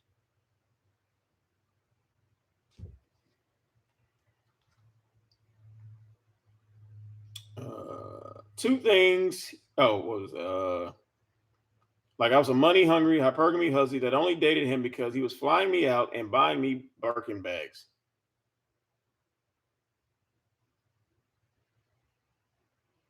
Two things he could never afford to do. Neither can you.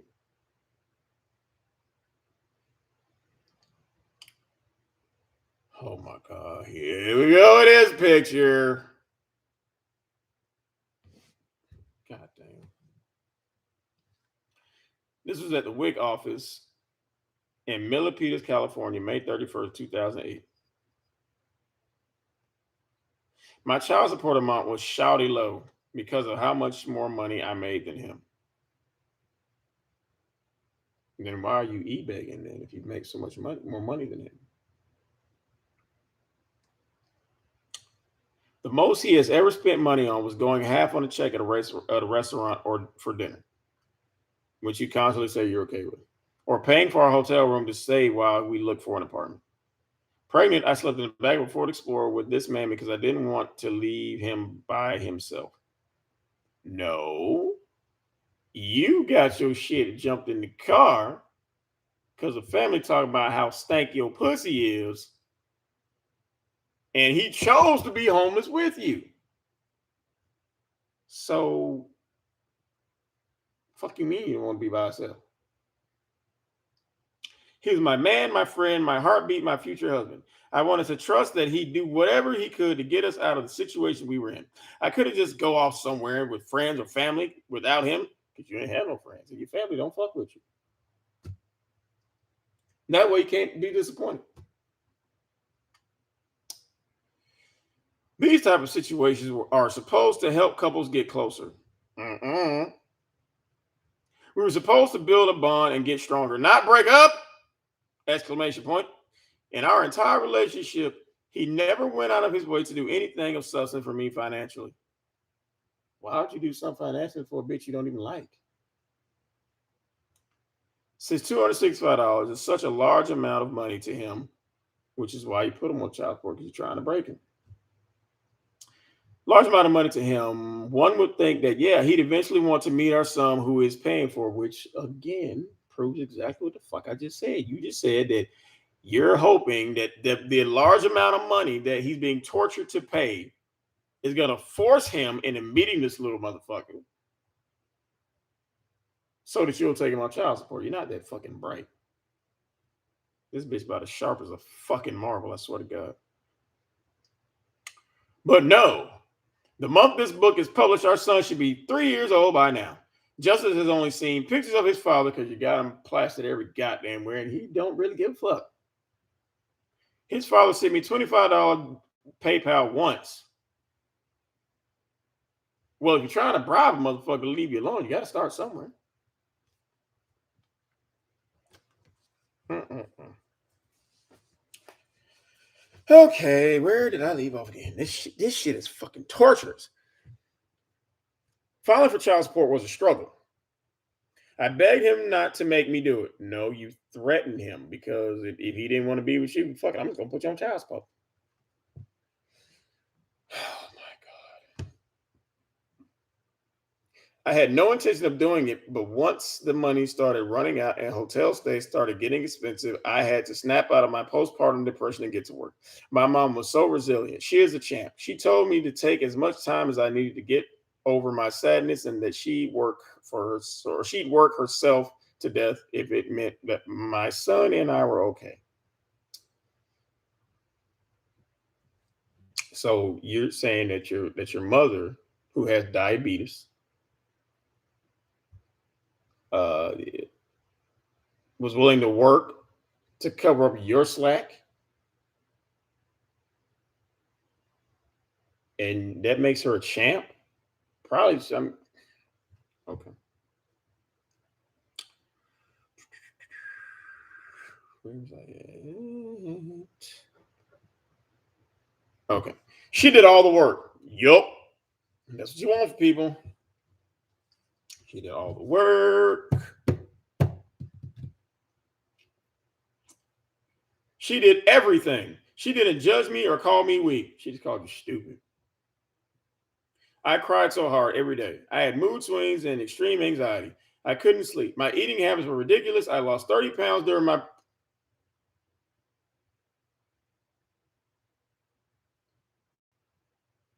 I lost 30 pounds during my pregnancy because I couldn't keep anything down.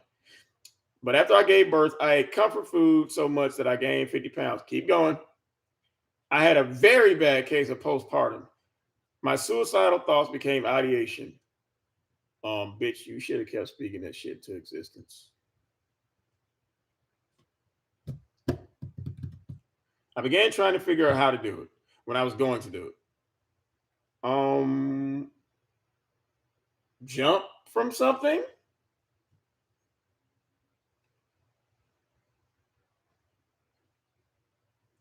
I was thinking about giving my son up for adoption. You said that already. My best friend Marie wanted him and offered to fly here to come and get him.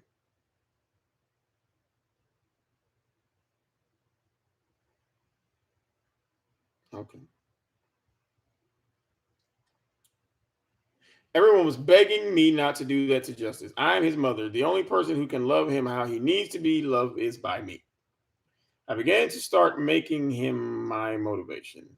You should have done that in the first place, stupid bitch. Instead of chasing after a goddamn man, you should have put your kids first.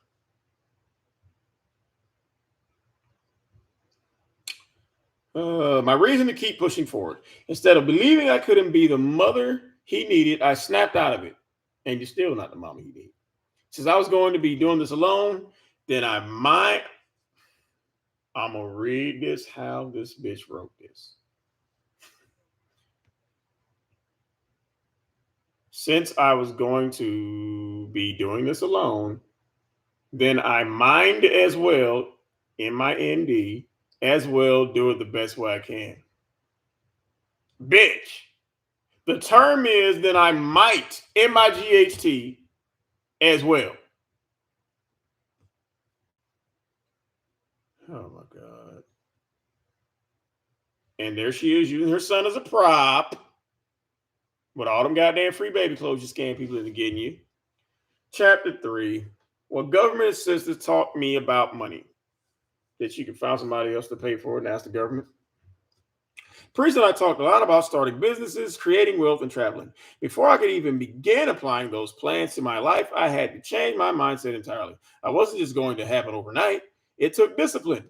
I had to do things I didn't want to do, like bathe, like file for child support. It was pounds and pounds of paperwork because they got bitches like you trying to use that to stick in it. The hell was that? Okay. Uh, bu- bu- bu- bu-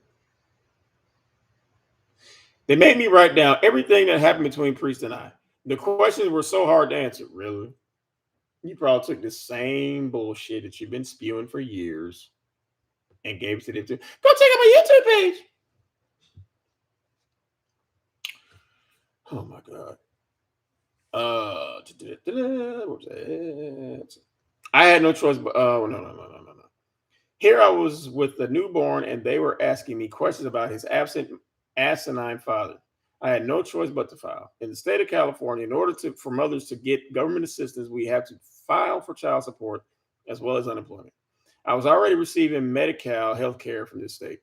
In order to get Cal Fresh food stamps and CalWorks, a public assistance program that provides cash aid and services to eligible families that have a child or children in the home.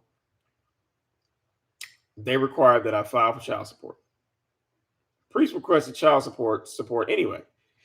It was me begging him not to make me do it. That was your last straw. What the fuck this shit was, dumbass. So I just wanted him to be around justice. He was also asking for DNA testing while falsely accusing me of being promiscuous as if I cheated on him.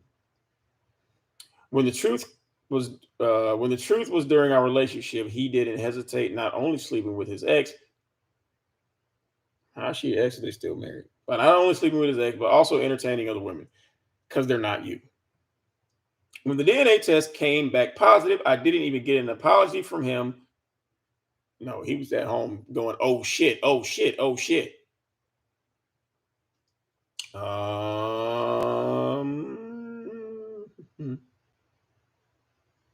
Okay. When the DNA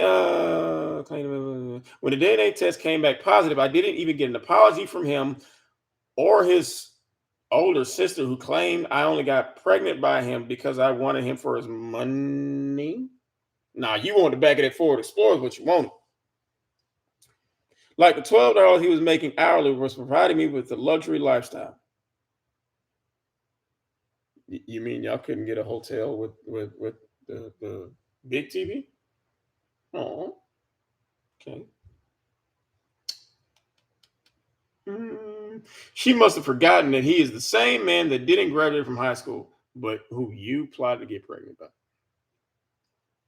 He didn't even get but he didn't even bother getting a GED and spent most of his adult life relying on his ex-wife to adult for him. No matter how much I encouraged him to start a business, his mind was on being community ping, like use community pussy at the swingers party. I guess she felt she was doing her sisters. I guess she felt she was doing her sisterly duties, saying more mean things after she said that our son wasn't priest. I reminded her that she was lying up under an unemployed man who was draining her financially, one that didn't bother proposing after their 10-year relationship. She was in no position to misjudge or turn her nose up at anyone. She could turn her nose up at you. The entire government assisted process took months to be completed. By the time I started receiving any state assistance, I was employed as a public transit driver at a company called MV Transportation in San Jose, California. The hourly rate started at 19 an hour. I hadn't had a salary that low.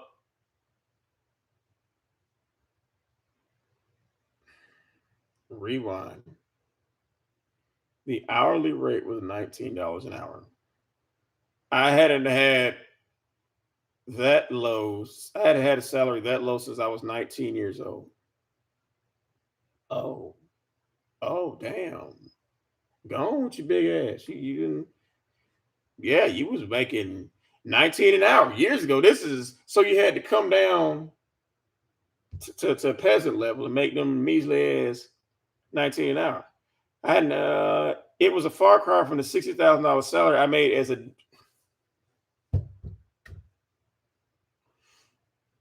Oh my God. It was a far cry from the $60,000 salary I made as a data analyst at Alcon in Johns Creek, Georgia. Bitch.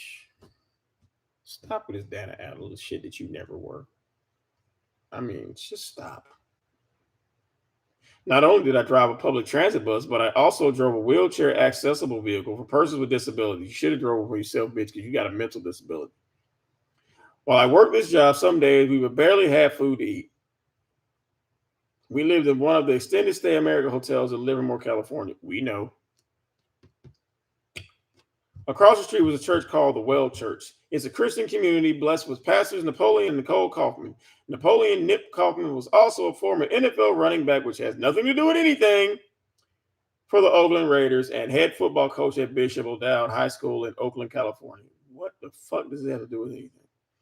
Although I never got a chance to meet either of them, their community donated weeks of worth of food and a year's clothing for my son. One of the ministers there even gave us cash. I am forever thankful, and I will forever be in debt to them for providing for me things that I know God suggested they should. What about Buddha? He don't do that. My job humbled me so much because it was a job. I took whatever job I could take at the time. I was in no position to handle the responsibility of a data analyst job at Silicon Valley because you don't know how to do the job. Fuck no, how they gonna hire a bitch for a data analyst job who don't have no degree or nothing in the goddamn job? See, she the type of goddamn bitch. She's one of the motherfuckers who's really good at sounding really good. We all know people like that. Hold on, let me fix this shit. Shit, this shit making me goddamn suicidal looking at this shit.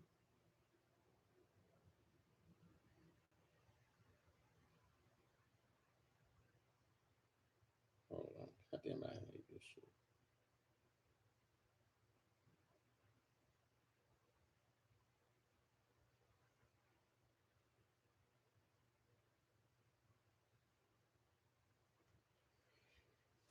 Oh God, this bitch is lying like a motherfucker. Even though driving was soothing my soul, the commute to work would have wasted 4 hours of my time away to spend time with my newborn and top of the 8 12 hour workday. Working the same position I did in Georgia here in Northern California while making $100,000 salary for it.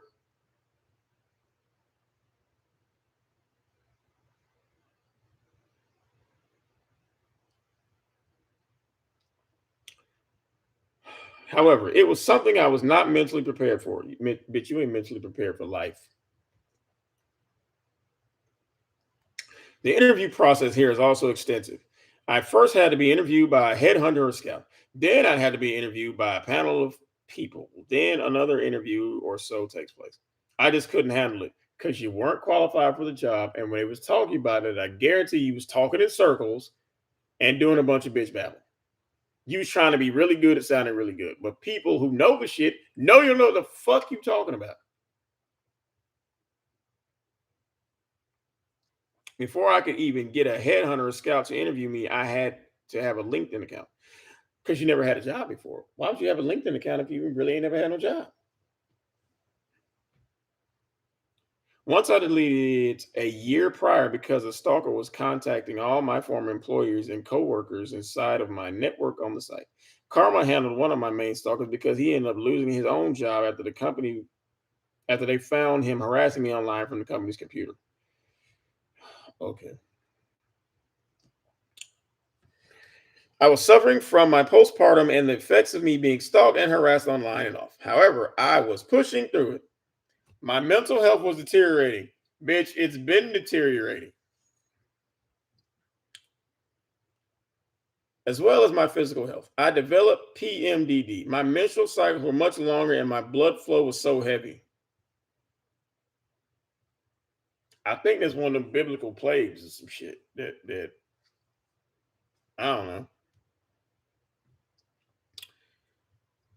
I was afraid that something was permanently wrong with my uterus. Yeah, you got goddamn community nut up there trying to find a way up out of there.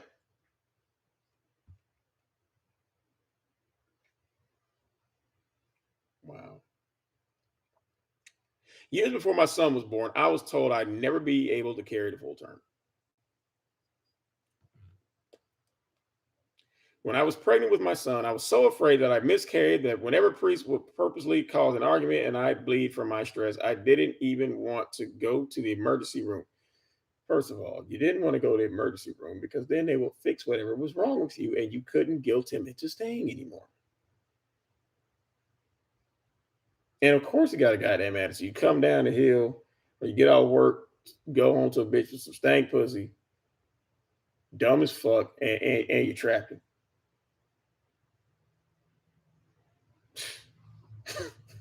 Bitch, I would have hit you with my car. I just prayed out. I didn't see an obstetrician until I was about 6 months pregnant. Yeah, because by then you realize priests really ain't coming back. My cycles were long and excruciating until I died in March of 2020. Bye. I can't even begin to understand why someone would start such a vicious rumor. We don't know why you would start a vicious rumor, but you did. You bitch, you. It wasn't the first time a rumor that I committed suicide started. You mean you tried it before?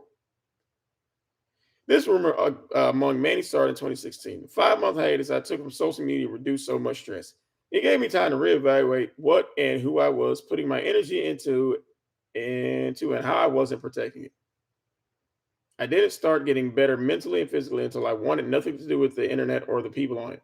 People were following me everywhere. No matter where I went online, they'd find me just to harass me. I could be sifting through Keurigs on Amazon and some weird troll would find a way to put a message in my shopping cart as a reminder that they spread a vicious rumor about me. Ain't no rumor if you put it out there. There's a Big Kathy and Baby Rain Man. While being a public transit driver, I was suffering from severe migraines, ones that would paralyze me. I didn't have a car of my own, so I'd have to walk 2 miles to and from work. Money was so tight I couldn't afford Uber or a taxi. I'd have to walk to the grocery store just to get my son's formula. Up a hill, 6 feet of snow. I couldn't stay home long enough to breastfeed, and I couldn't buy a pump because you ain't got no money. Justice is so lactose intolerant. So I couldn't use a grocery delivery service like Instacart or to deliver formula. The shopper would always bring the wrong formula. Also, I need to use my food stamps. If you're still selling them.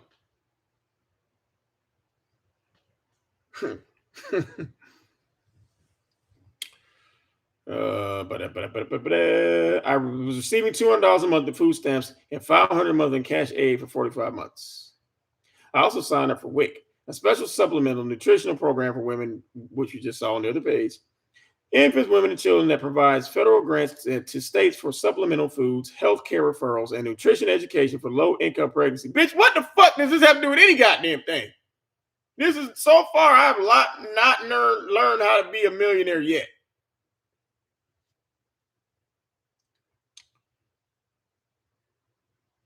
I also had to file for homelessness assistance and prove that I was living in a hotel.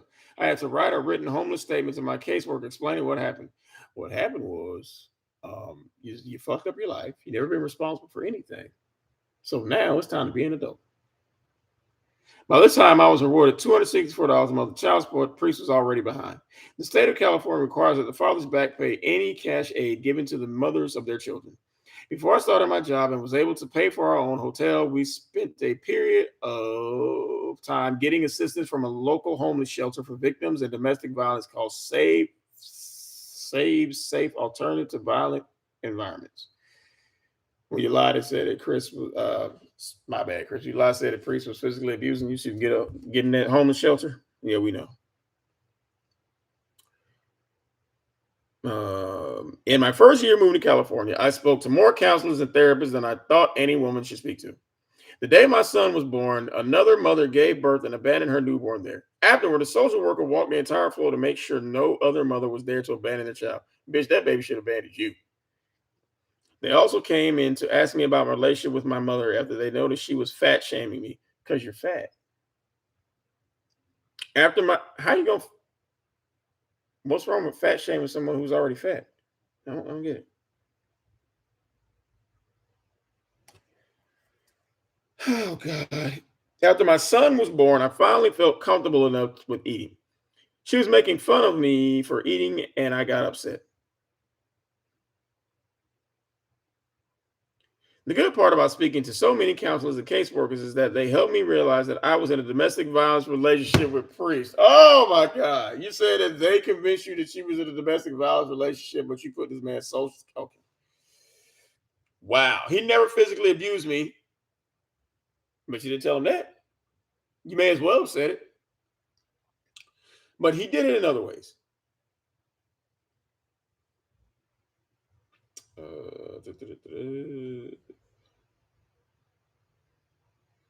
I was so used to being abused my entire life, I had no idea. Controlling behavior is a way for an abuser to maintain dominance over their victim, like you do to everybody else. He wouldn't allow me the freedom of choice in terms of clothing styles or even my hairstyle, forcing me to dress more conservatively, meaning I couldn't wear stretch pants or leggings because you look fat. He displayed behavior and exploited my vulnerability, insecurities, and my character. You don't have character. He continuously degrade, intimidate, and manipulate me.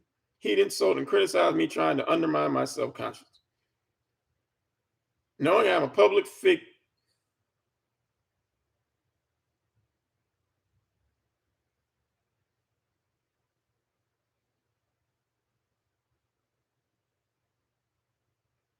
I had to take a moment. Knowing I'm a public figure, bitch. Knowing I'm a public figure, he used public humiliation and rejection to try to control me. He was threatening, accusing me of directly. God damn, how long is these fucking chapters? God, son of a bitch. This is the chapters of fucking nothingness.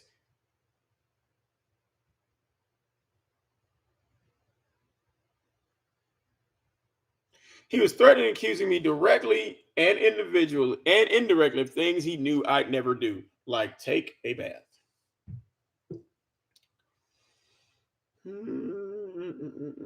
With the intention of trying to cause me emotional harm. He consistently disregard, ignore, or neglect my request to discontinue doing detrimental behaviors. Well, you stop doing detrimental behaviors by not cleaning your pussy. Shit, that's pretty detrimental.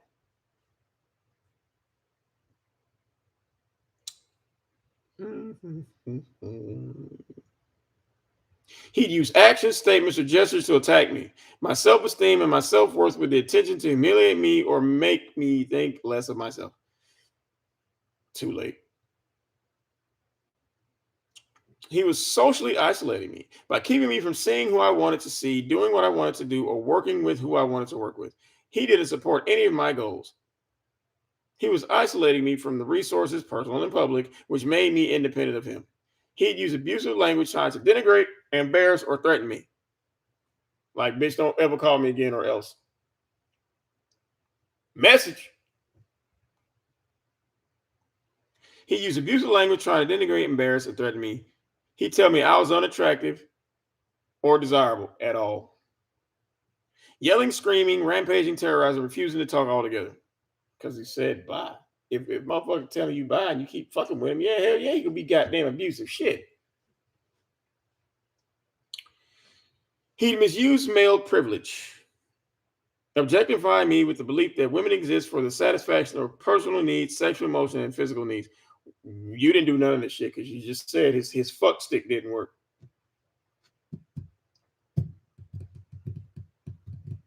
Using a male authority to punish independence. He manipulated the what time is it? Okay. He manipulated the economic resources, knowing I was pregnant, sick, and was making as much money. He left me in the hotel alone. Refusing to help me with my hotel stay, he flat out asked me to ask my ex-boyfriends, yeah, bitch, if it's over with, I ain't paying for shit. Bye. He flat out asked me to ask my ex-boyfriends to help me or other people, as if those people were the ones who impregnated me. Finally, I was in California with no time to dwell on Priest, but you keep talking about me every goddamn video. All I could focus on was my son. You barely mentioned this little motherfucker in this goddamn bullshit ass book. You showed more pictures of him than you mentioned him. Before I worked at NV Transit, I drove Uber between 5 and 10 a.m. I come back to the hotel room and rest for lunch. Then I go back out between 3 and 9 p.m. I spent 10 hours of my life daily on the road. You want a fucking cookie for being a goddamn adult, bitch? The fuck? Oh my god, I gotta go to work in the morning. I gotta take care of these kids and fucking Steve over there. Stupid. God. Because I didn't have a car of my own. And initially, I used a company called Get Around, an online car sharing or peer-to-peer car sharing service that allows drivers to rent cars from private car owners and owners to rent out their cars for payment. In order to pick up the car, I have to take a 20-minute walk at 4 a.m. in the dark from the Sands Motel in Livermore, California, to the Livermore Transit Center. Take a 30-minute bus ride to the Dublin Pleasanton BART transit station in Dublin.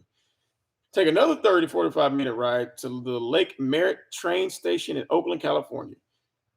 Then walk 20. What the fuck does it have to do with any goddamn? I still don't know how to be a millionaire. Fuck.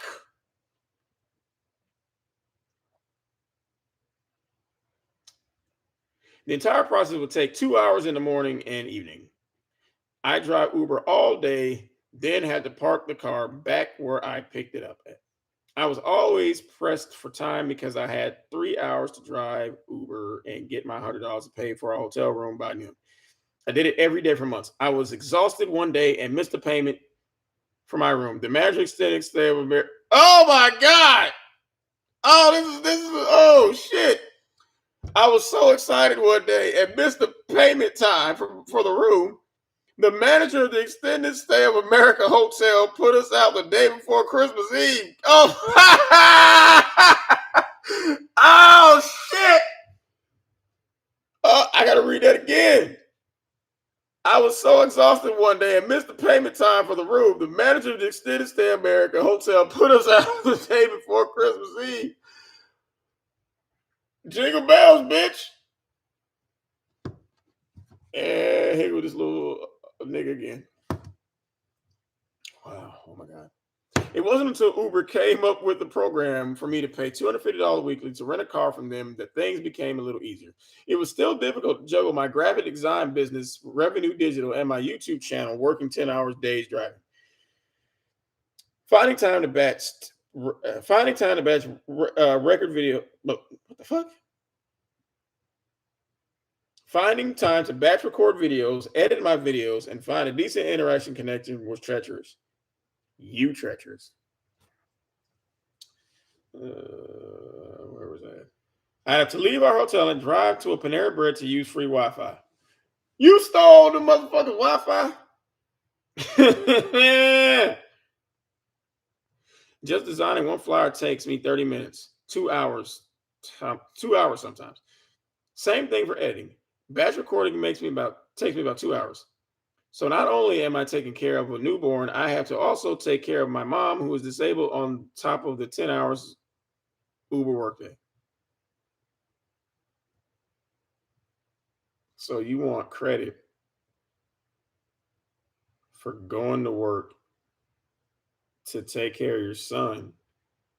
Then you say Big Kathy is disabled. A few of them book pages left, you said Big Kathy did everything. So which is it?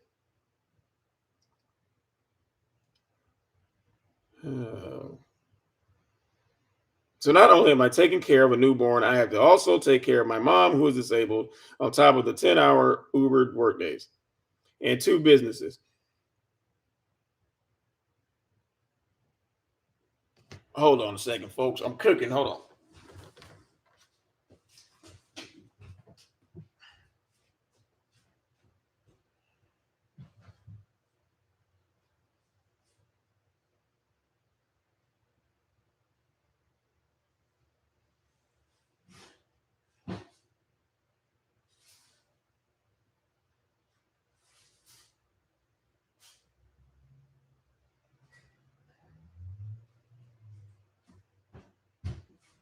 All right, I'm back.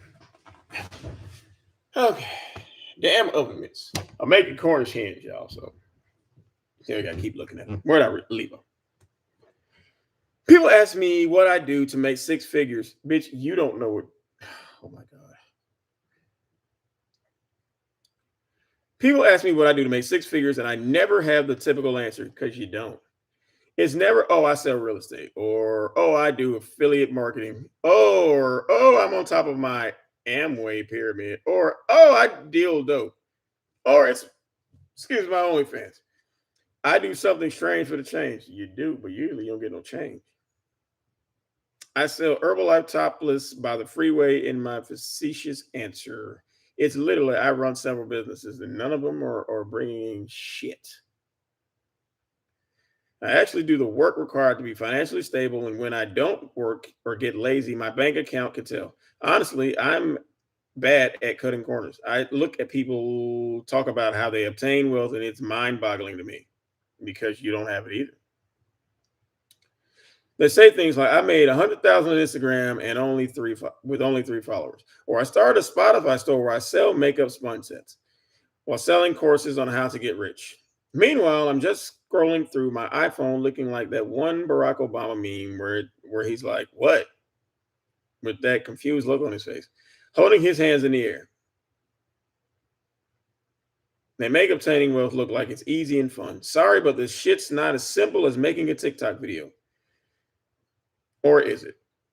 Don't get me started on the photos and videos of people traveling and buying luxury cars and homes after earning millions doing commentary. On YouTube, as a right wing provocateur, they have me confused like this cannot be real because you're lying. Lies are not real. Only in the land of Tommy Lauren can a person make multi-millions. Can a person make multi-millions stating an opinion on a platform that doesn't belong to them? What a privilege. I'm brown, so it ain't happening. Yeah, I'd be wealth adjacent, but never as wealthy as I would be if I was from the Caucasus Mountains. But you're mixed. So this shouldn't even apply to you. And again, I'm still trying to figure out how to become a millionaire. Hold on, folks. Give me 1 second. I've got to put some shit in the dryer. Yeah, I ain't never did this stream shit, so y'all have to forgive me. I don't know what the fuck I'm doing.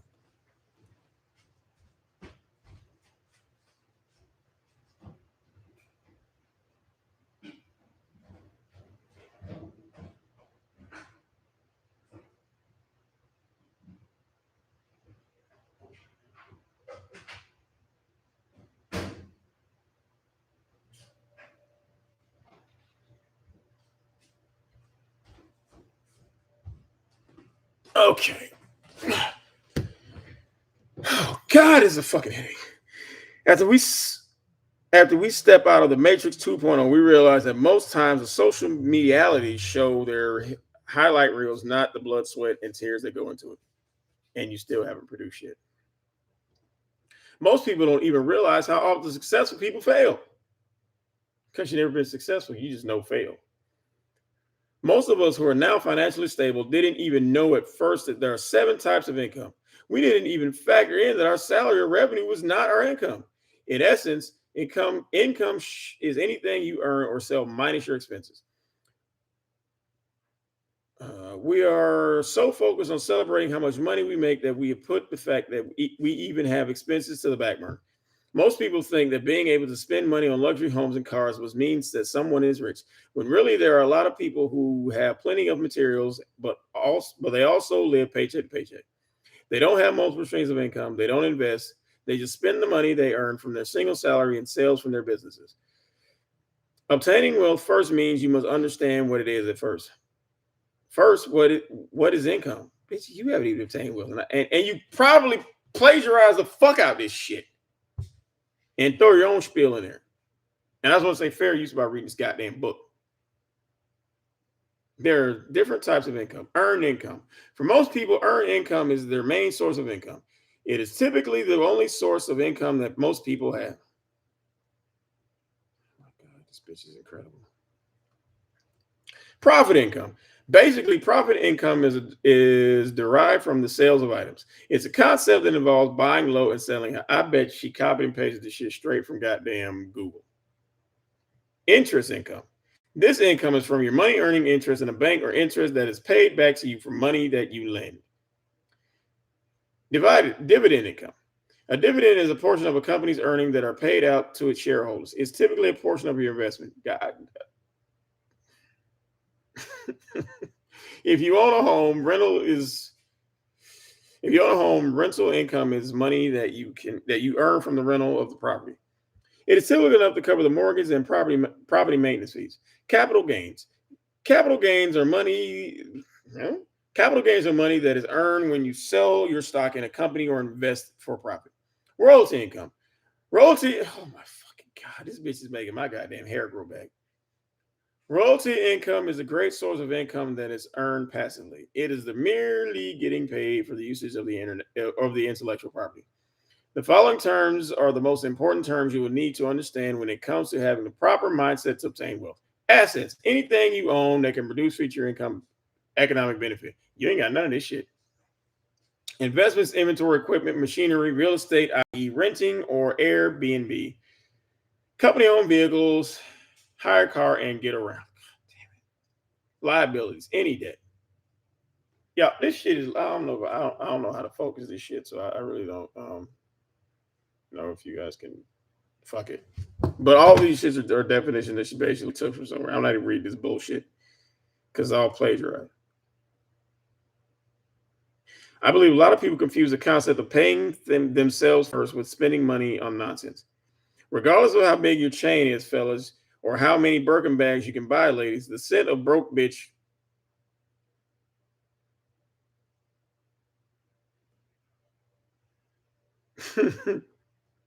Regardless of how big your chain is, fellas, or how many Birkin bags you can buy, ladies, the scent of broke bitch will not hesitate to linger behind you.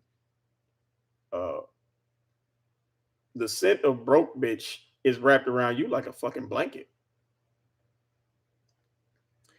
If you have $0 in the bank because of a ridiculous purchase you made, paying yourself first means before you pay your bills or buy the latest fashion trend, invest your money into stocks, bonds, ETFs, and cryptocurrency. Oh my fucking God. Okay, people. This is, I don't see how the fuck. Give me a second, sorry.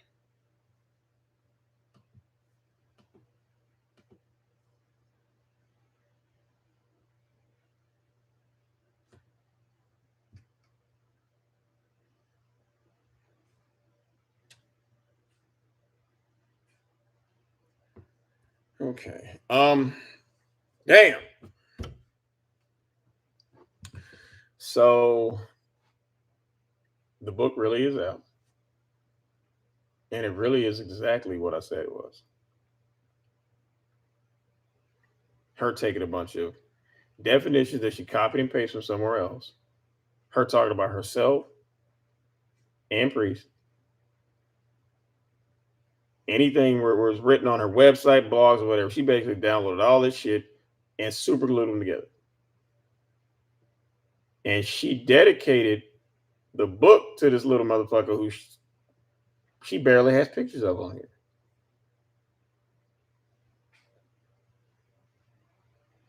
Okay.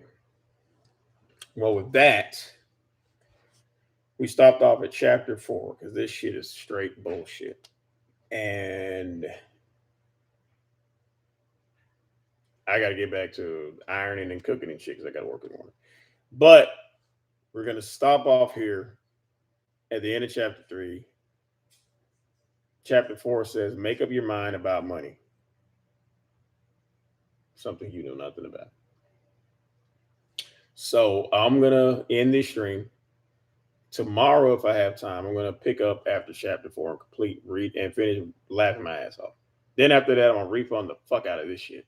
Because this shit is fucking, y'all, do not buy this goddamn book. Do not buy this shit at all. It's the exact same shit she talks about over and over and over and over again. She's throwing little sneak disses at Big Kathy. All kinds of shit. And again, there's more pictures of, and let's actually count. 1,